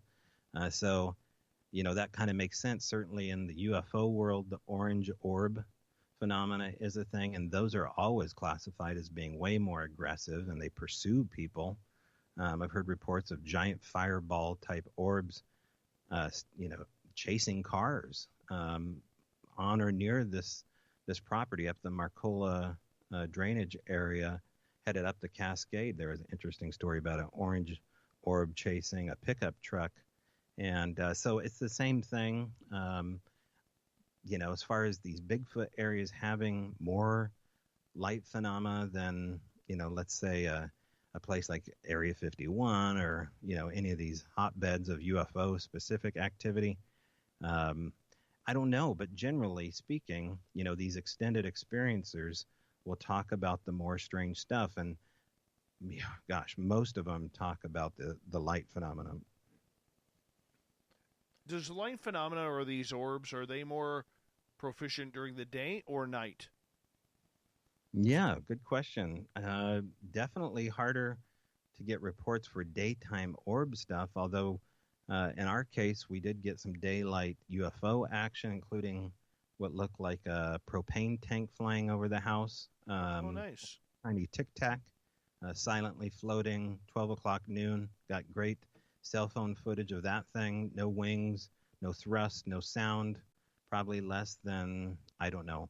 It looked like it was less than 3,000 feet off the deck.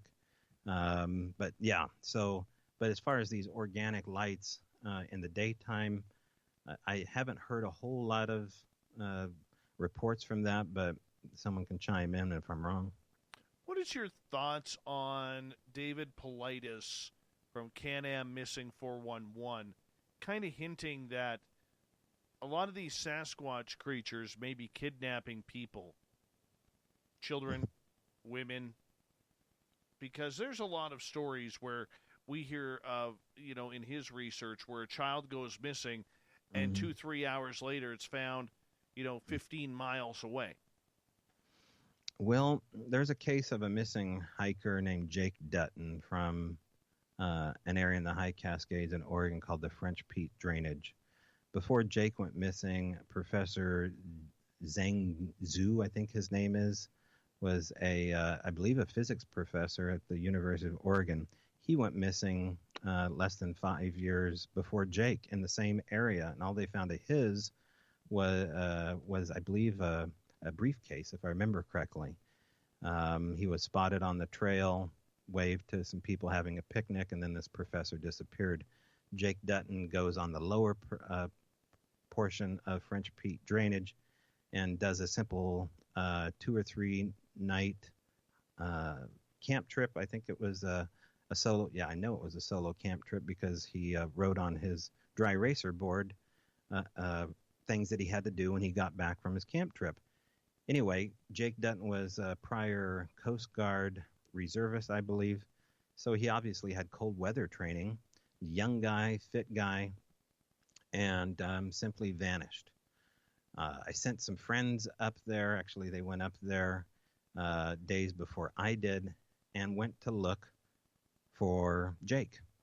And also, both of these guys had the paranormal opinion of Bigfoot, the same as myself. And they were antagonizing the phenomena, let's just say, for lack of a better word. They went out there to basically see if they could, antagonize the woods to bring in something. And later that night, after they went to bed, one of the guys woke up the next morning to find that he had moved 30 feet away and was laying face down in the ferns. And as he got up to find out, how he moved so far away from where he was camped and laying out in the open, he found out he was covered in urine. And he was covered from head to toe in musky urine smell. And so he gets up to wake up his friend in a hammock and sees that his backpack had been opened up and there was like a gallon of pee inside his backpack. So something had urinated on him, opened his backpack, and then peed in his backpack. Now, what would do that? I know one thing that would do that, and I don't know of two things. I mean, maybe a human would do that if they were completely inebriated, but I found those guys in the woods the next day, and I smelled the urine on Todd's clothes and saw the backpack and talked to Dave, who was there with him. And they said there was so much urine in that backpack that they had to pour it out like you would a milk jug. So something... Why not save that? That's what we needed. Yeah, he did. The thing is, it's not the lack of evidence. It's who has the evidence. It's a popularity game because the evidence doesn't really count unless you're if you pass through the right doors of academics. And then the other thing is that we don't have a comparison model. So it's not the lack of, Melba Ketchum's studies, was largely, her study was, the DNA study that Rich was involved with was a really aggressive study that was done right, 95% of the way, according to what Rich had to say about it. But yet, because of the attributes of where things landed, the academics didn't like the information that was coming out. It's the same thing with the UFO world. Look at where we are right now in the name of disclosure.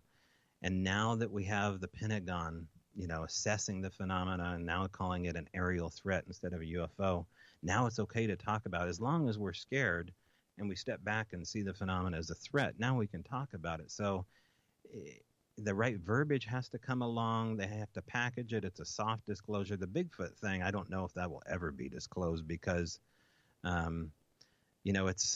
it's the implications are so much different, I think, than the UFO one because they seem to be, as far as the narrative, constantly out and away from us unless you're an abductee. The Bigfoot thing, though, is, taking over natural resources, valuable natural resources, of course, is one of the things here that people think. If you have undisclosed, undocumented humans out there with superpowers and they're, over timber country, that's a natural resource. And it's a threat that you can't assess. So it is the same as the UFO stuff. It's a little bit different because of the human qualities of Sasquatch. And, it's interesting to think what the government will do with disclosure about Bigfoot, but after everything that happened in Cottage Grove, boy, they've got their work cut out. And look at how much money they poured into Skinwalker Ranch, right? That absolutely had Bigfoot activity there. They describe a moment where they see a Sasquatch coming out of a portal. And, they're no closer to public answers with what's going on. Okay, if there's no public answers to what is going on, what do you think, or who do you think is in the know for the truth about this creature? Oh, the extended experiencers. These are the people that, let's just say, there's, the 15-year-old kid that thinks Bigfoot's cool. They've seen the shows. They want to go squatching. We don't squatch on this show. You don't squatch? Okay. No. All right. So they Bigfoot. So my advice to, let's say if I go back in time and talk to my younger version of myself is, don't waste your time with anything other than initiating a conversation with people that already have the phenomena going on. And don't look into science to explain any of this because it's outside of understood science. This is a phenomena of the heart. This is a spiritual experience. And I know how that sounds, but it is. It's the same kind of experience you have with a deity. You have something, these are a type of demigod. People get very uncomfortable when I use the word God involved with Bigfoot, but there is a type of worship going on based upon the culture of Sasquatch. I mean, we have little deities all over the bumpers of cars and shirts and mugs. It's hard for me to say that these things weren't revered or worshipped at one time. I mean, they could have been the great builders, for all we know. Certainly the sky gods were. And so looking at the attributes of Bigfoot, I forget the overall nature of your question here, but what were you saying? Well, who knows? Who knows? Is this a government cover-up? Is this a forestry cover-up? Oh, cover-up issue. Yeah. I think we kind of cover it up ourselves just by talking about how strange it is. There's not a lot of work that needs to be done. I know there is cover-ups going on for immediate sightings. I just talked to a guy named Pete Orbea here in the Olympic Peninsula that heard a Sasquatch vocalize and then saw, I think he said 3 Humvees race up the road to where the Sasquatch sounds were coming out, and there were guys in the gun turret with lights. You hear this story over time and time again that there's kill units out there, at least some kind of unit to push them out. I don't know how deep something like that would go. They're so good at covering up who they are, what they are, and how they're connected. They're running the game, not us. The ETs are running the game, not us. These are a type of ET. It's an interesting way to put it. Very controversial, too, as we got just over a minute left. Yeah. Well, they're controversial. I mean, the nature of them is controversial. Go back to Cliff's comment. That is such a ridiculous, controversial statement to say that they walk backwards out of their trackway that could go on for miles, that they are controversial. This is the frustrating nature of Bigfoot. And so, the government doesn't need help covering it up. They cover it up just fine. Yeah, I don't know why, though. Like, a good buddy of mine here in town, Mike, he was talking to a conservation officer who now is working in northern British Columbia. And this gentleman told Mike that he's seen some pretty strange things in the forest. He's been called to some pretty strange things. And the minute Mike said, well, why don't you talk publicly about them? If it's not that big of a deal and part of the job, why not just admit it? He goes, I like my job, I like my house, and I like my pension. And that's that.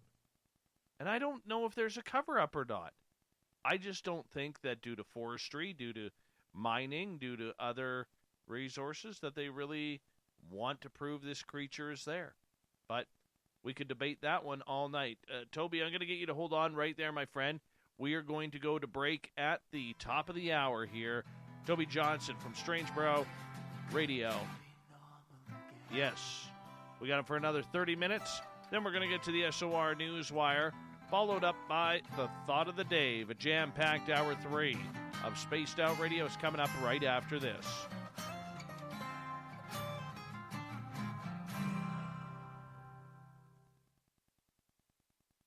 Okay, man, I'm just going to run my dogs outside one more time here, okay? I'm going to run my dog, too. Okay. Looking for creative ways to get your company out in the public? How about advertising on Spaced Out Radio? Our sales department is waiting to hear from you, and we can work around any budget. From commercial spots to banners to special promotions, there are many opportunities to get your name and product out to our SOR listeners. For a price guide and more information, please contact us at sales@spacedoutradio.com. Hello, this is your guitar man, Ron Bumblefoot Thal, and I have to tell you, I love the response I get for Little Brother is Watching from Spaced Out Radio fans. It's amazing how music can inspire and make people think deeper about what's going on in the supernatural world. You can head over to my website, bumblefoot.com, to check out my music, my guitar workshops, my touring, even check out some of the hot sauces that I'm working on. And make sure you keep on listening, because with Spaced Out Radio, you know Little Brother is watching. We're adding to the entertainment online for Spaced Out Radio. I'm Amber Beckrud, and I want to invite you to subscribe to our YouTube channel and check out Cryptid Tales, where I will take you on a journey into some of the strangest legends and lore from around the world, relaying the stories to you of the strange creatures and experiences that people have had throughout time. You can find Cryptid Tales at youtube.com/Spaced Out Radio, and while you're there, don't forget to check out our free archives and leave a comment. See you there. Hey, space travelers, this is John Resig, founder of the Tribe and Tribe Charities. If you know anything about our website, you know we like to do things a little different. We're not some faceless organization collecting money for a nebulous cause. Our donor dollars go directly toward life-improving items. Then we give those items directly to an underdog who needs it most. To become a donor with Spaced Out Radio's official charity, Tribe Charities, just go to tribecharities.org/donate. The party is always on at the Moose Vancouver. The Moose Vancouver is where you want to be when visiting Canada's West Coast. Open until 2 a.m. nightly, the Moose cranks up the rock while serving some of the best rated food in the city. The menu starts at $6.95. Why party anywhere else in Vancouver when the Moose is right there? Get your horns up and rock with the Moose, the official party bar of Spaced Out Radio. Hello everyone, this is Ryan Stacy from the Experiencer Support Association, otherwise known as TESSA. We're glad to team up with Spaced Out Radio to help investigate your experiences on the SOR Sightline Report. Together, we'll investigate the strange sightings and occurrences you've had. We're looking for answers just like you. So fill out a Sightlines report on the Spaced Out Radio website and let's figure out what's going on together.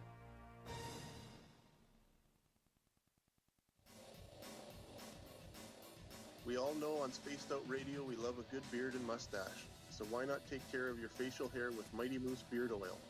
Made in Canada, we're taking care of beards and stashes around the world. We use 100% natural ingredients with our oils and balms to make your whiskers feel silky smooth. Use promo code SOR2019 at MightyMooseBeard.com today.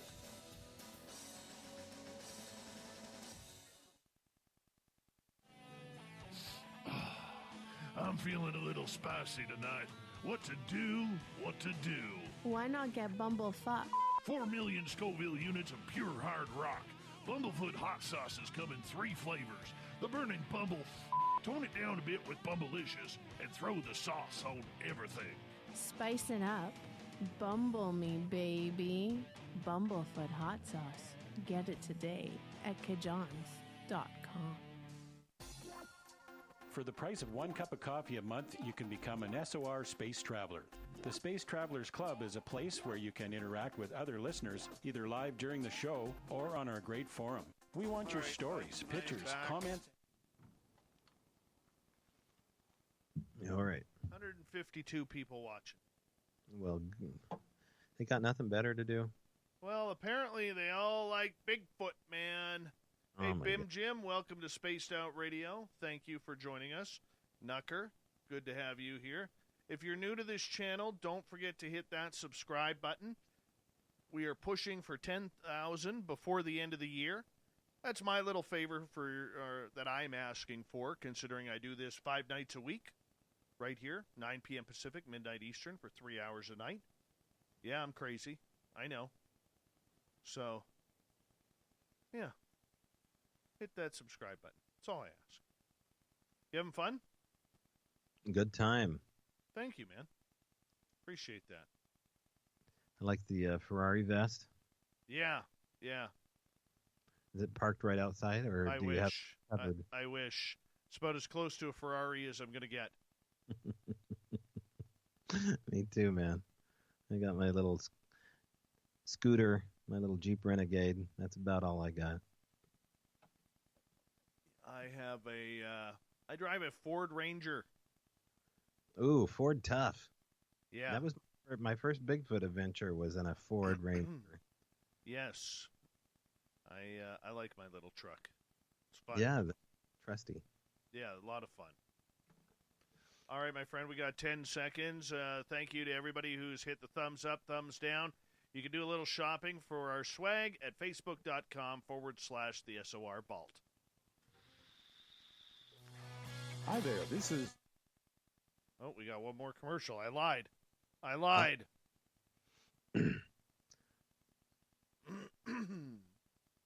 So for this last half hour, Dave, I'm going to focus in on the Al Moon Lab. Yeah.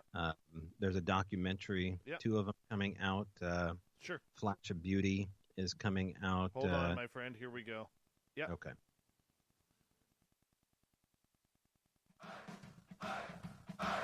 Would you like to connect with us? Head to spacedoutradio.com for all your latest show info.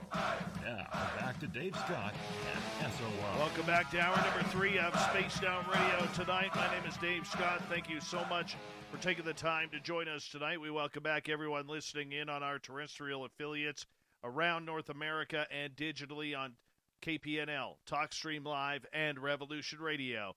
Remember, you can check out all of our archives for free by going to youtube.com/Spaced Out Radio. Do me the favor, hit that subscribe button. The Desert Clam has set the password for tonight in the SOR Space Travelers Club. What do you got for us, Clam? Oh, yeah. Decipides. Decipides is your password. Use it wisely, Space Travelers, as the Clam sets the password each and every night right here on Spaced Out Radio. Our website, spacedoutradio.com, we have a plethora of features for you, including rocking out to Bumblefoot and reading up on Captain Shirk's SOR Newswire. Follow us on Twitter at Spaced Out Radio and on Instagram at Spaced Out Radio Show. For the final time tonight, we introduce Toby Johnson. He's a podcaster, author, documentary filmmaker now, as he is working on that, and we'll bring him on right now. Toby, welcome back. Thanks, Dave. You're working on a couple of film pieces here that you want to talk about because it's all about the phenomena of Bigfoot. Well, it is and it isn't. It's about the psychological aspect of what this does to people and how it changes people. And, you know, the extended experiencers that I've had a chance to talk with, and, you know, I have good relationships and friendships with most of them because when you have an experience like this together, it kind of makes you war buddies. And so, you know, I've got these war buddies of the paranormal that are vast in numbers now. And as I was saying before, this place in Cottage Grove called the Al Moon Lab really is where this story ends and then picks up again where I live today, which is a story for a different time. But, you know, Daryl and Cindy Adams is what one of these documentaries is about, their property, and this other documentary coming out next year called Flash of Beauty looks at the overall aspect of extended experiencers and the stranger aspects of Bigfoot, and then starts leaning into other areas like cattle mutilations and the aerial phenomena that goes on around Bigfoot area hotspots. But we look forward to, you know, having those films come out next year. But, you know, the place in Cottage Grove is still active. The property has since sold to new homeowners that don't get near, if any, of the same stuff that happened to us when we lived there. But, you know, this place was so highly unusual that we kind of jokingly called it, a twin to Skinwalker Ranch. It was kind of the skin twin was the term that we were using to describe this. And things started off slow, like maybe you would expect in a haunting, where you would hear raps or knocks, or you would hear thumps, you would hear, little tiny sounds. Maybe it sounded like a rock getting thrown at the house. And we started to record these sounds. And then we, as I said, we brought these impressions down to the house. And the homeowners had only been there for maybe 5 or 6 months and erected this giant metal shop right next to their house. And they basically had nothing in the shop except a couple tools. And I said, well, I'd love to build another Bigfoot for Ron. I built Ron Moorhead a Sasquatch called Biggie. And we had a party out in the woods with Ron and this giant Sasquatch. And I needed to build this. So he's like, well, go ahead and build it in this new shop. In fact, if you want to just move out here in your camper, you can do that. So I move out to his place. This is a Bigfooter's dream. And Daryl is kind of new to the world of Bigfoot. And here he's got one of the most impressive pieces of plaster physical evidence a Bigfooter could want, knee impressions from a 1,100-pound hominid. And so he's kind of overwhelmed, I'm sure, at that point as a new homeowner. He's recently retired, and now he's thrust into this world of Bigfoot. And I said, Daryl, I think this is going to get weird really quick, just by everything we're describing here. We have these weird knocks happening, and now we have these weird gifts showing up. And so these gifts we haven't even talked about, but in short, extended experiences, we'll talk about getting gifts given to them and exchanged back and forth. And these can be anywhere on their property or in their gifting sites. You showed me a basketball with what looks like perhaps oily handprints on it. Now, that's a really good sign that a Bigfoot touched that object, because this oil substance was all over the Almoon property. Large sausage-like hands were touching the bed of Daryl's truck. We would dust them, and then we would lift those prints and preserve them. Large, oily hands would come up to the door eaves and lean up against this metal shop. Again, this is oil substance that is hard to match to anything other than a Bigfoot, because this is what people describe. I think gorillas have the same attributes on their hands as well. If we're going to talk about primates, they have the oily hands as well, but these are so vastly larger than a regular primate or a human, and oddly placed and oddly positioned on different parts of the house. So we started to assume that he had Bigfoot activity, and he was being kind of nurtured as an extended experiencer, and they were listening to us. Now, why do I say that? Well, because we would have objects gifted to us at all times of day, and they would be objects of significance, things that we were talking about. For example, I hung up Christmas lights on my camper outside the property. The next day, I find an antique Christmas bulb stuffed in my aluminum boat underneath the oar. We have no idea where this antique, fragile, glass-like ornament came from, tucked underneath my oar. The next day, I'm having trouble with my cell phone. Underneath the same oar, I get a muddy cell phone. These things have a patina to them as well, like they've been stored someplace or found in the creek or the dump. Those kind of things happened all the time at this property, and then we ended up seeing them. I saw the feet of a Sasquatch one evening. I can't say definitely that was what I saw, but it was an upright human type thing at 4 a.m, sneaking behind my Jeep to approach me, and then ran through the gravel without making a sound. I don't know any human that can run through gravel without making a footstep. This thing was able to do it. And then Daryl, the property owner, ended up seeing a Sasquatch near his house as well. And then his friend Mark Parker, who I told you about earlier, saw one above the house. So interesting story. There's a book. There's an audio book if people want to get a hold of it, available. My Patreon page. It's a 4.5-hour book with very interesting sounds, including language, If you love the Sierra Sounds, you're going to love the Al Moon Lab because, 1,400 hours worth of audio. So these things are coming right up to the recorder in some of these cases, and you can hear them percussively talk. It's very unique, very unusual, and it doesn't just stop at Bigfoot. It gets into, is this house haunted? Are there abductees there? Is there a link between some religious cult called the Hebrons linked to the whole thing? A lot of different loose ends, gray areas, just a really fascinating case. I'm going to ask you in regards to objects that go missing at gifting sites. There is a lot of animals out there that love shiny things. Crows, ravens, many birds, chipmunks, squirrels, animals. How do we know it's not them taking it? Well, you don't. That's part of the beauty of this, is that all these, you got to love a mystery, It's just, you're immersed inside this never-ending, unsolvable riddle inside of an enigma. And that's part of the beauty of it. Generally, for the real dollar bill, is things will show up, not just disappear, but you will get something in return because, food, let's take, extended experience will say, well, I left out an apple pie, but I didn't eat it all. I left out 4 apples, but it left 1 behind. They share, for the most part, there seems to be a culture of sharing. So items disappearing, okay. Something on your phone showing up here. Is that a Christmas ball? That is and I show that to you, and I'll show that to our YouTube audience too. Okay, that is a nickel that has been put on.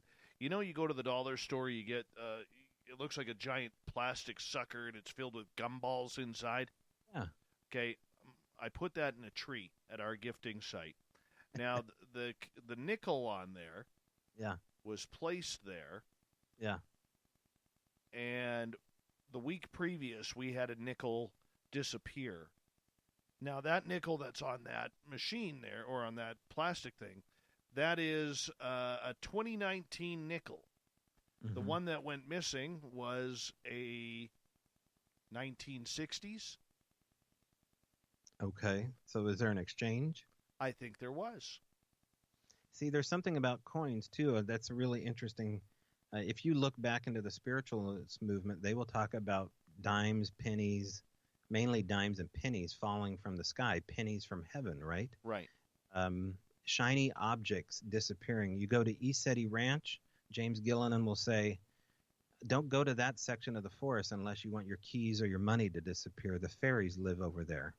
I've been to Easeti Ranch, and for the most part, most of it's BS, but there is the real dollar bill going on at Mount Adams, and silver things, keys and money go missing at a certain area of the forest. Apportations with shiny things appearing and popping through space and time. Generally, these things have a sound like a sonic paranormal boom happening, or snap or pop or flick. You can record these items coming into view or coming into existence auditorily. You can hear them. I've seen these things caught on camera flashing through the wall, and all of a sudden a marble will come out of the wall and roll on the floor. I think that's maybe more what's happening with things like that gift that you got. We have a quarter here that we hide underneath a flat rock on one of our gifting stumps, or our altars, as we call them. And the quarter's taken out from underneath the flat rock periodically and set on top of the flat rock.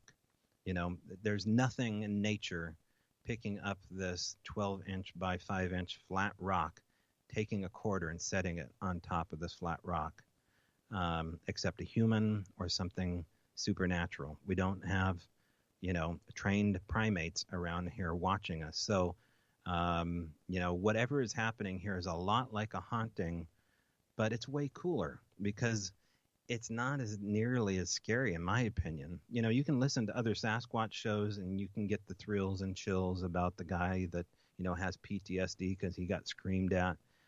That's great. I mean, I understand why that's cool while you're on a long road trip at night. But when you live with these things, when you live with the phenomena, it's way crazier than anything you're going to get on a podcast. It really is. And you know, as we venture further into the forest to try and find this, you know, and you mentioned the technology that Sasquatch really has this ability, an uncanny ability to be able to tell when trail cams are up or when there's film around. How do you think it has that ability to do that? Intention. It's whatever is going on with their ability to tap into your intent. That's the first thing that the noob needs to understand. I don't understand everything, but I know that my motives and my intent are being read, you know, on a, you know, Tom Powell calls it a coconut telegraph, a hive mind. They're tapping into what remote viewers are able to tap into. I've, you know, took 3 months of remote viewing, and it absolutely works. So these, you know, God-given gifts, right? Even Christ himself said that, you know, that which I can do, you can do too. You know, trying to tell the disciples to walk on water. And, you know, we need to be able to lean in onto what our God-given gifts are here. You know, I think they're trying to help a certain portion of people to do that. And, you know, so for those kind of things, you can only help, you know, some people. Not everybody is meant to take this red pill. They're just not. They're not equipped for it. You know, some of us are and chase after it. Those are the people that I talk to on my show. Oh, very interesting. Very interesting. What about cloaking? What's your thoughts on this creature being able to cloak? Well, they cloaked at the Almoon Lab on one occasion for certain, and perhaps on a second occasion because when Daryl had his sighting near the power line, which power lines are a huge thing with Sasquatch. And I don't just think it's because it's an open trail for them to run on, because there's interesting power losses that the power companies can't account for. And I'm not attributing that all to Bigfoot, but I may be attributing it to some of the supernatural things, including UFO sightings that happen over power lines. So in that case, Daryl saw what looked like something skipping through time. He said he was surprised at the shape of the Bigfoot because he said it looked like Manute Bull. It was lanky. It wasn't a big, broad beast. It was a tall, lanky wildman. And in the documentary, which I just watched the teaser for, Flash of Beauty here, he talks about this being skipping through time. And he took a quick photograph of it, and it's slightly transparent image of something jumping into the bush that you can't really say is any more than a blob squatch. And, you know, with all of the technology that we have, we should have something better than a blurry photograph at this point. But largely, that's what we have. So are they doing something to the cameras because of the way that they're shaped and formed and, you know, a light energy or vibrating at a different frequency? Everybody should go see the Barb Shoop Cloaker video. Go to YouTube, type it in now. Barb Shoop, SHUPE, Cloaker video. Okay, Greenwater, Washington. You cannot debunk Barb's video. Now, she thinks that she has a baby Bigfoot there, mid-cloaked, running away, or totally cloaked, moving from right to left. I don't know what she's got, but she's an extended experiencer from Mount Rainier, and that's one of the best damn cloaker videos of something close up on camera. We've only got about 5 minutes to go here with you, and this is a show that once again has flown on by because I love this topic. I really do. I hate the fact that it always comes down to whether or not we need a body to prove the existence of this creature. Now, for those who have experienced, for those who have seen Sasquatch up close and personal like I have, or at a distance, it changes you. And it changes you in a way that it makes you more curious. You want the event to happen again. But there are definitely more people out there, Toby, who have never, ever seen this creature, do not even believe that there's footprints out in the forest. Maybe they're mostly city dwellers who think that going out in the forest is taking a hike on a local trail. But when you get deep in the forest where the chances that nobody has ever walked there before, and all of a sudden you see massive prints, that's where things get a little haywire. But my question to you is this: do we need a body? Well, no. I mean, straight out, we don't need a body, and we don't need the people that think we need a body on our team. It's you're never going to be able to prove this to anybody. The secrets keep themselves secret for a reason. And there's been reported kills that have happened throughout the ages. The Minnesota Iceman, the Sierra kill, the military did this, the military did that. It's not like that. There's something else going on other than science and bodies and, blood and guts. This is a spiritual, supernatural experience happening. And there's a greater story being told here than science and trying to prove this here. This, again, gets into your intent. What are you looking for? In the end, when you go out looking for Bigfoot, you end up finding yourself. It is though Bigfoot is holding a giant mirror in front of its body and saying, self-reflection, who are you, what's your motives, and what is this really all about for you? And it turns out a lot of it's about ego. And I think body is a part of that ego. Okay. So getting back to the whole cloaking aspect of things, do you believe this creature has the ability to disappear in front of people or come in, like we talked about animals earlier, but I'm saying like literally cloak itself, like we see these invisible cloaks that the military is trying to put together now? Yeah. Well, I don't know if they're cloaking or if we're coming in to their time. It's like our ghost, or are they thinking we're ghost? I've heard some interesting EVPs that may dictate that they think we're ghost. Like the show The Others with Nicole Kidman. So yeah, I don't know if they're phasing in or if we're phasing into their world. But the idea that the Predator comes out in the mid 80s and these screenwriters just suddenly make up this theory about this thing that pixelates into view, that came from somebody. I don't know if that came from like Air Force, naval intelligence, what screenwriters get, what kind of information comes their way, but they get dribs and drabs. They certainly did for Close Encounters of the Third Kind. And, I think this idea of something cloaking in and out of view has been around for a long time. Yeah, I have you ever seen the cloaking? Yeah, I've seen what looks like a mirage, but I couldn't say for certain what it was. It was on camera. We broke it down. As far as me visually seeing it, beyond that, no, but it was within the area that we research at the Al Moon Lab. It was a tube of distortion, which is a new thing people are describing, which almost looks like a long pool noodle rising up out of the ground, a distortion waving around, a pixelated distortion tube. So, but that is as close as I ever got, was pool noodle distortion. Yeah, I've seen the pixelation. And shortly after the pixelation, and it looked like the little squares. When they pixelate someone's face on camera? Mm-hmm. Because they want to distort what the person looks like. Sure. That's what it looked like. And that pixelation was from ground to about 8-10 feet tall beside a cherry tree. My friends didn't see it. I could see it clear as day. We walk another 30 seconds, and we got roared at right behind us.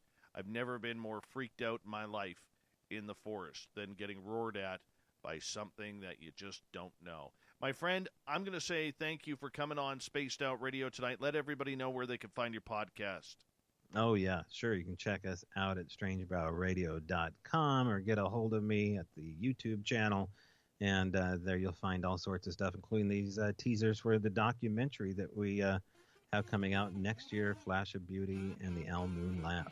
Hey, I appreciate you coming on Spaced Out Radio, Toby. Thank you so much. Coming up next, we have the SOR Newswire. We have the Thought of the Day. Stay tuned. we take this thing home next.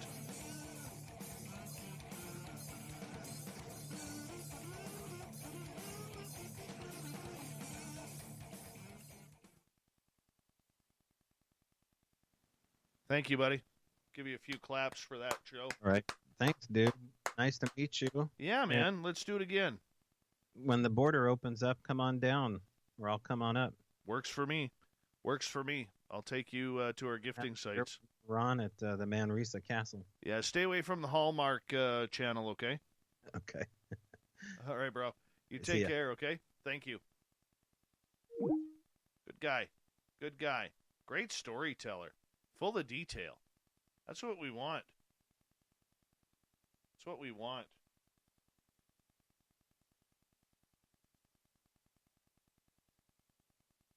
I like them. Good dude. Good dude.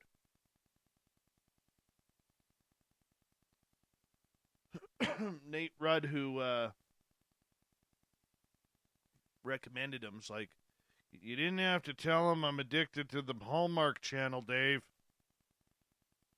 Yes, I did. Hey, Flesh Wound. What's going on, man? That was a good show. Very good show. We got some good news coming up here. Really good news.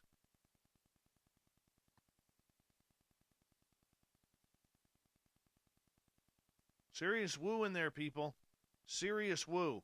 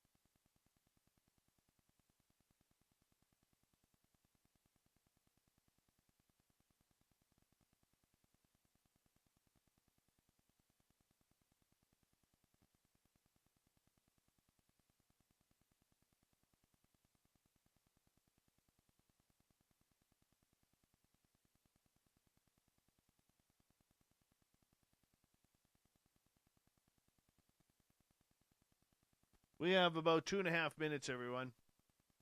Hope you enjoyed tonight. Oh, we got a super chat there. What happened?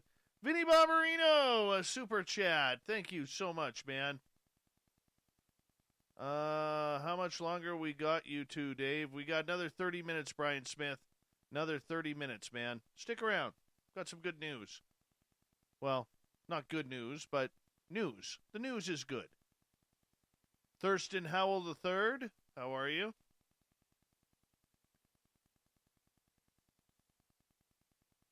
Hey, Bim Jim, I've been reading what you've been, if you're still here, I've been reading what you put in our chat room all night about the First Nations, and I have to say, man, I totally agree with you. Totally agree with you. Thank you for typing that out in our chat room, man. And I will say this, I am horrible with providing links. Horrible. Am I on Thursday?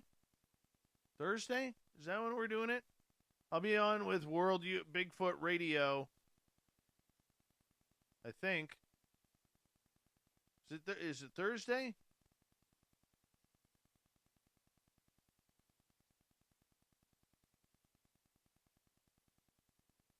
One of these days. Bring the hard questions. Bring the hard questions. Let's get into some of this.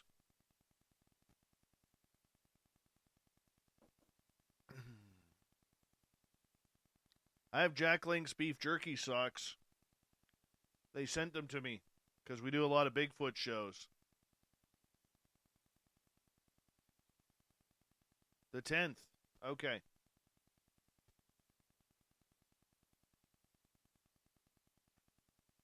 We got like 40 seconds.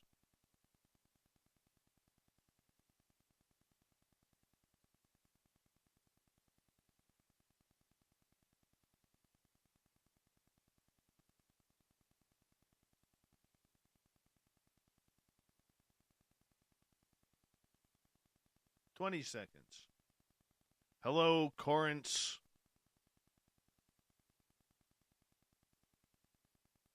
Hey, Ron, how are you? I'm telling you right now, as soon as this show is over, I'm going upstairs to grab a slice of pizza. I'm hungry. Here we go.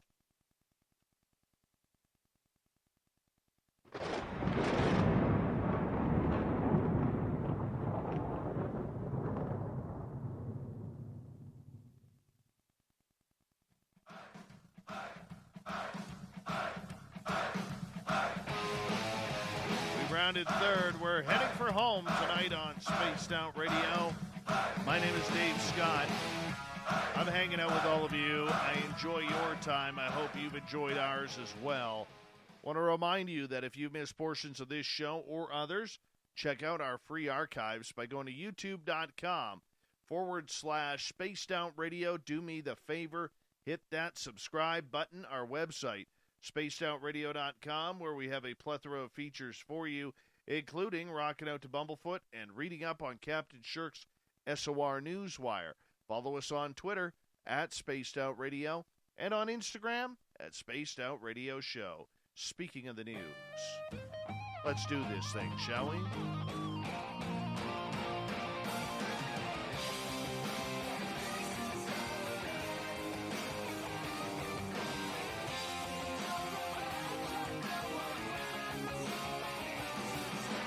The news is always changing, which is why we bring you the SOR Newswire, the back end of every show, where we get to the weird, the strange, the wacky, and sometimes the truth. The truth may be out there, but nowhere near as out there as this tale. As you could tell, the writer of this story, obviously not a believer. Space aliens have reached an agreement with the U.S. government to stay mum on the experiments they conduct on Earth, as well as their secret base on Mars. Until mankind is ready to accept them, the former head of Israeli space program claimed in a new interview, the aliens have asked not to announce that they are here because humanity is not ready yet, according to Haim Eshed. Yes, the Jewish press speculating that Eshed, who's 87, may have gone to insanity and beyond, goes on to unspool his tangled web, which claims that the involvement of President Trump and interplanetary diplomacy. Trump was on the verge of revealing alien existence, but the aliens of the Galactic Federation are saying, wait, let people calm down first. Eshed, who helmed the Israel space security program from 1981 to 2010, reported, they don't want to start mass hysteria. They want to make us first sane and understanding. Until that day, aliens have secured an agreement to keep their moves under wraps, said Eshed, noting that the extraterrestrials come in peace. They have been waiting for humanity to evolve and reach a single stage where we will generally understand what space and spaceships are. There's an agreement between the U.S. government and the aliens. They signed a contract with us to do experiments here. They, too, are researching and trying to understand the whole fabric of the universe, and they want us as helpers. One of the hubs of the cooperation is the base on Mars, where, by the way, Eshed claims American astronauts have already set foot. There's an underground base in the depths of Mars where there's representatives are, and also American astronauts. Eshed acknowledged that it all sounds like science fiction, but claimed that some of his peers are coming around. If I had come up with what I am saying today 5 years ago, I would have been hospitalized. Wherever I've gone with this in academia, they said the man has lost his mind, he reportedly said. Today, they're already talking different. I have nothing to lose. I've received my degrees and awards. I am respected in universities abroad where the trend is also changing. Former President Barack Obama recently refused in an interview with late show funnyman Stephen Colbert to confirm or deny the existence of extraterrestrial life based in the top-secret U.S. records, a move Colbert jokingly took as tacit confirmation. You know, we have very few leaders and pioneers left on this planet, and we lost another one today. Chuck Yeager, World War II ace, daring test pilot, and legendary West Virginian, passed away. His place in history was secured in 1947 when he became the first pilot in history to blow past the speed of sound in level flight. Yeager's daring and understated swagger personified the right stuff, associated with the test pilots who followed in his footsteps to become the first astronauts in the American space program. He thrilled West Virginians by buzzing under Charleston's South Side Bridge in a Lockheed P-80 Shooting Star in 1948. General Chuck Yeager was an American hero. West Virginia's native son was larger than life and an inspiration for generations of Americans, U.S. Senator Joe Manchin stated. Echoing President Reagan's tribute to the Space Shuttle Challenger crew, Senator Shelley Moore Capito said Yeager had slipped the surly bonds of Earth and touched the face of God. What an amazing life, said Capito. Yeager's wife Victoria announced his death on Twitter and highlighted his legacy of strength, adventure, and patriotism. Victoria, who Yeager married in 2003, did not state the cause of death. Yeager was 97 years old. Congratulations on flying to the other side, General Yeager. Wayne Gretzky is about to set another record. Yes, the great one. His hockey card is worth a pretty penny now. A mint condition 1979 O-Pee-Chee Gretzky rookie card is expected to become hockey's first $1 million collectible card, if all goes according to plan of Heritage Auctions. You know what bugs me about this is back in the day, I had 4 of these. 4. And I lost them all flicking cards against the wall to my school buddies, okay? And after I lost those ones, I stopped using my Gretzkys. You think I could ever get another one? No. Anyways, we're really excited to have the king of hockey cards, says Chris Ivey, Heritage Dallas-based director of sports. The timing is phenomenal as far as the people that are interested in this type of thing in the current market. And Gretzky is the greatest of all time for his sport. When he retired in 1999, Gretzky held 61 NHL records, 40 regular season records, 15 playoff records, and 6 all-star records. Only 2 have fallen, and 1 more was added when Mario Lemieux's point-per-game average trailed off. Now, here comes another. There are only a handful of cards that have passed the $1 million threshold. This will be the first hockey card to do so. A Gretzky rookie card is not particularly rare. Fakes and reprints have flooded the market. A lot of us will have a Gretzky rookie card in their house and think you've got $1 million card. Odds are you don't, said Stephen LaRoche, a Belleville-based card collectible author and historian. There have been counterfeits since the early 90s. The first thing to look for is a whitish-yellowish spot on his jersey. Some dust in the genuine printing process caused that, but there are also plenty of originals. The same co-signer who is selling the O-Pee-Chee Gretzky rookie card is also selling the Topps Gretzky rookie card. About a dozen others are up for grabs. It's the exact same photograph, but mint condition O-Pee-Chees are much harder to come by. Oh, I want that card back. I want that card back. The treasure hunter who solved Forrest Fenn's famed treasure hunt in the Rocky Mountains has come forward. Though if he had his way, he would have stayed anonymous. 32-year-old Jack Stoof, a medical student from Michigan, revealed that he found Fenn's treasure chest, a claim Fenn's family independently verified with Outside Magazine, which interviewed Stoof.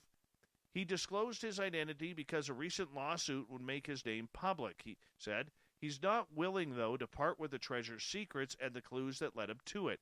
Fenn's infamous treasure hunt began 10 years ago when the author published a cryptic poem in his autobiography meant to lead prospective explorers to the spot in the Wyoming wilderness where his treasure chest was hidden.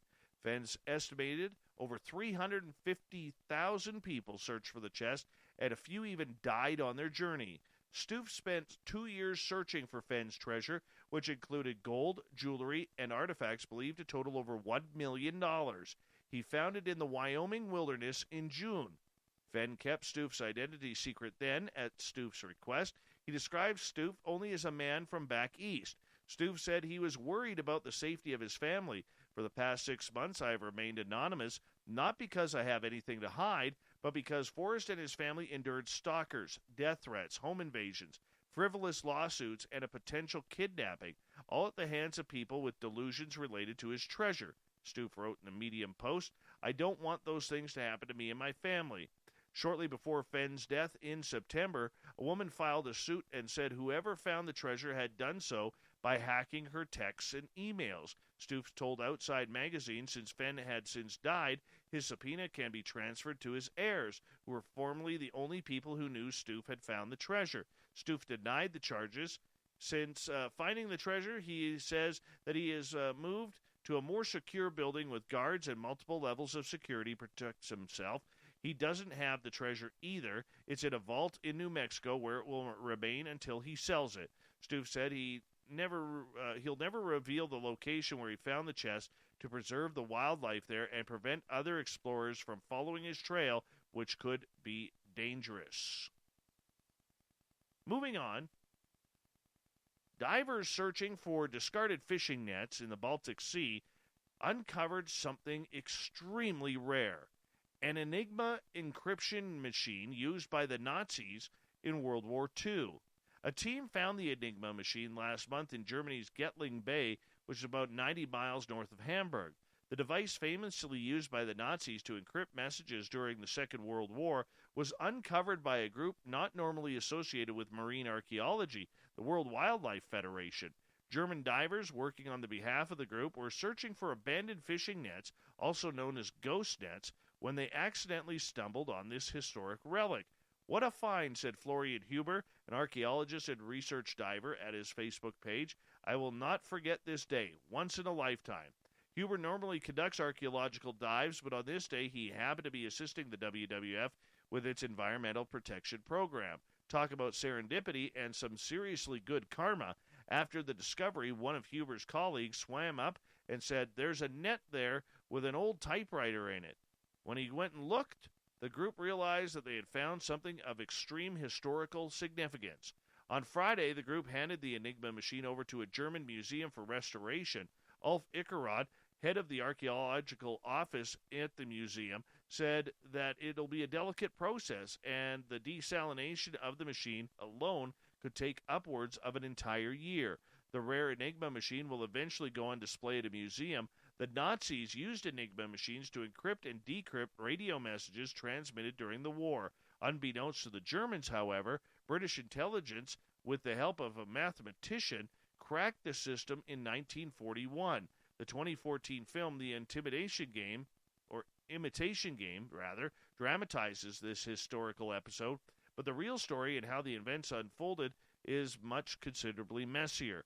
Regardless, the cracking of the Enigma machine had a material impact on the course of the war. All right.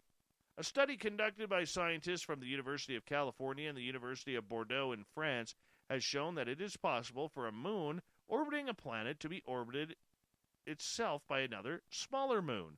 A few names for this phenomena have been suggested, including submoon and subsatellite, but it seems like there's an overwhelming favorite, moon. These guys have spent tens of thousands of dollars on their education, making, hopefully, very good money at looking into space, and the best they can come up with is moon?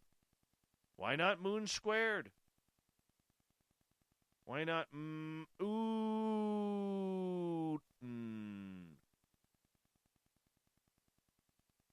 Why does the moon need a moon? Moon? Shake my head. Anyways, at the moment it's all theory, thank goodness. Nobody has spotted a moon in our solar system yet, although astronomers say some of the larger moons orbiting Saturn and Jupiter, as well as our very own moon, could potentially be a moon host. A moon would have to fit into a specific criteria to be officially called a moon. For starters, it couldn't be too small or too close to the host planet, or else it would risk having its orbit destabilized, crashing into the planet's atmosphere, or otherwise being removed.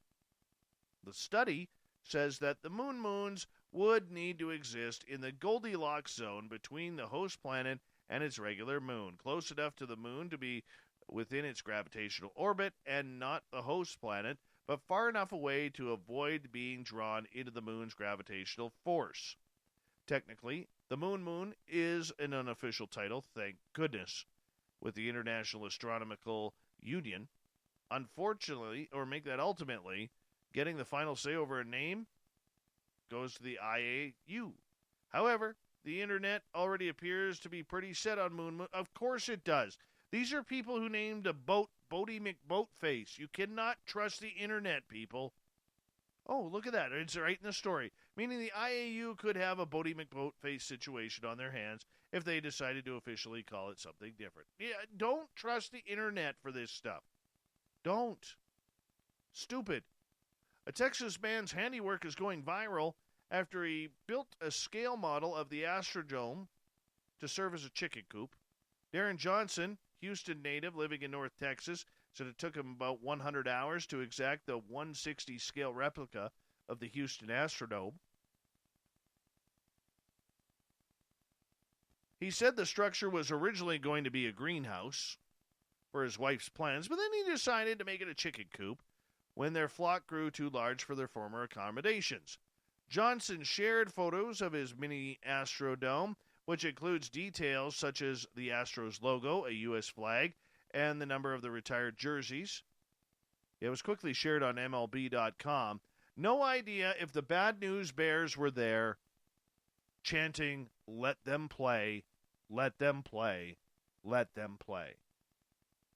Too old? Anybody? Too old?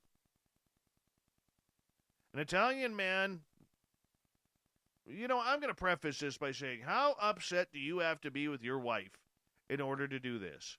An Italian man stepped outside to cool off after quarreling with his wife. He ended up walking 280 miles. Italians have nicknamed him Forrest Gump on social media after the slow-witted hero of the 1994 movie played by Tom Hanks, who runs thousands of miles across the United States. Police stopped the Italian's epic walk at 2 a.m. in Fano on the Adriatic Sea a week after he had left Como in the north.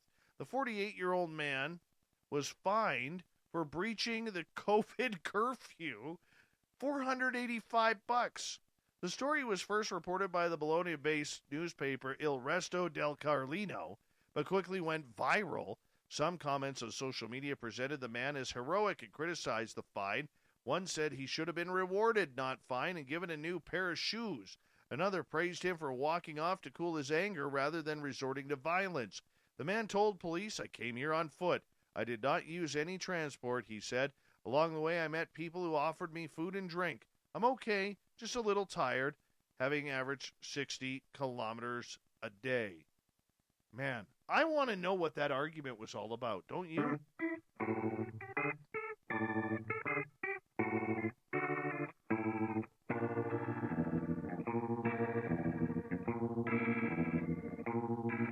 Thought of the Day happens every night at this time, where we ask a question on our Facebook and Twitter pages, then read your responses on the air because we love the audience participation around here.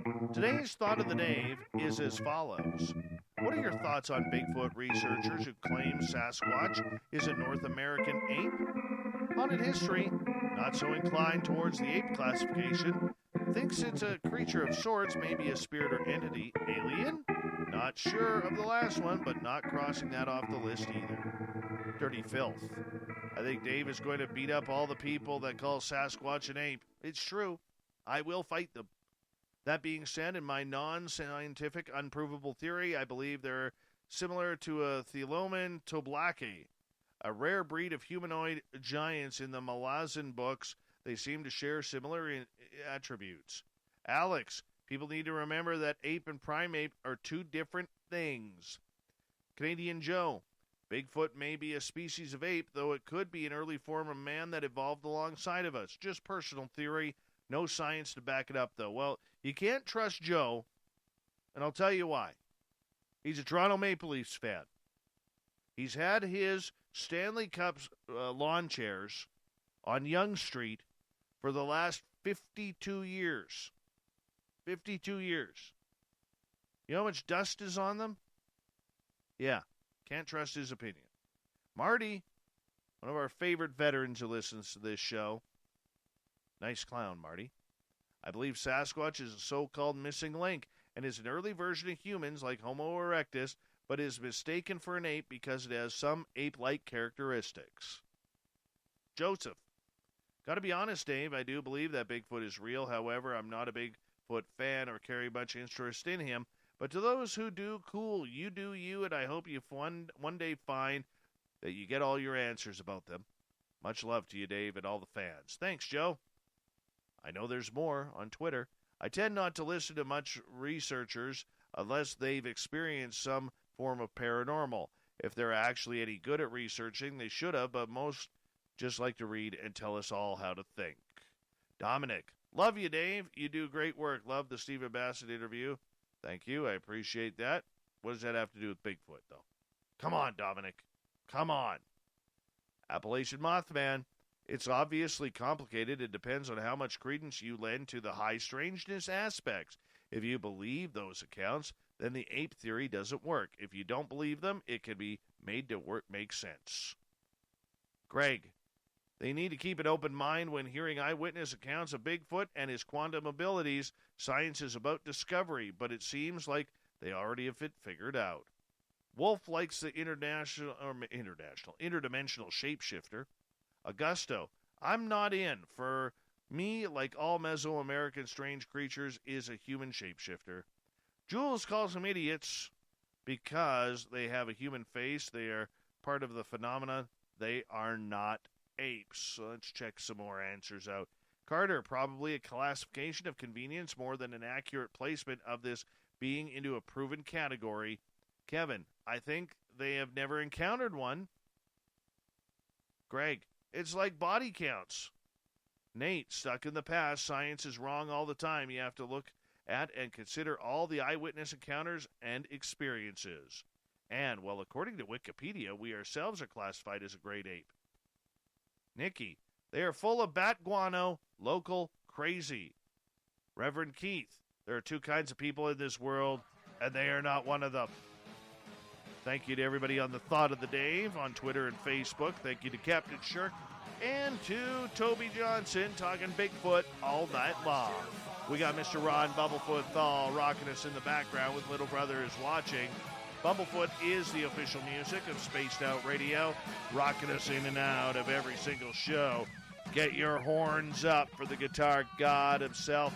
Special thanks to everybody listening in at home, at work, in your cars, wherever you may be. Thank you to everybody in our chat rooms tonight on Spreaker, YouTube, LGAB, Revolution Radio, KPNL, the Space Travelers Club at our website, and all the Snarkers and Snarkettes hanging out at hashtag Spaced Out Radio on Twitter. Remember, this show is copyright by Spaced Out Radio and SOR Media Ventures Limited. Thank you so much for choosing to share your evening with us, because together, my friends, say it with me, we own the night. Mr. Bumblefoot, we need a favor. We need you to take us home.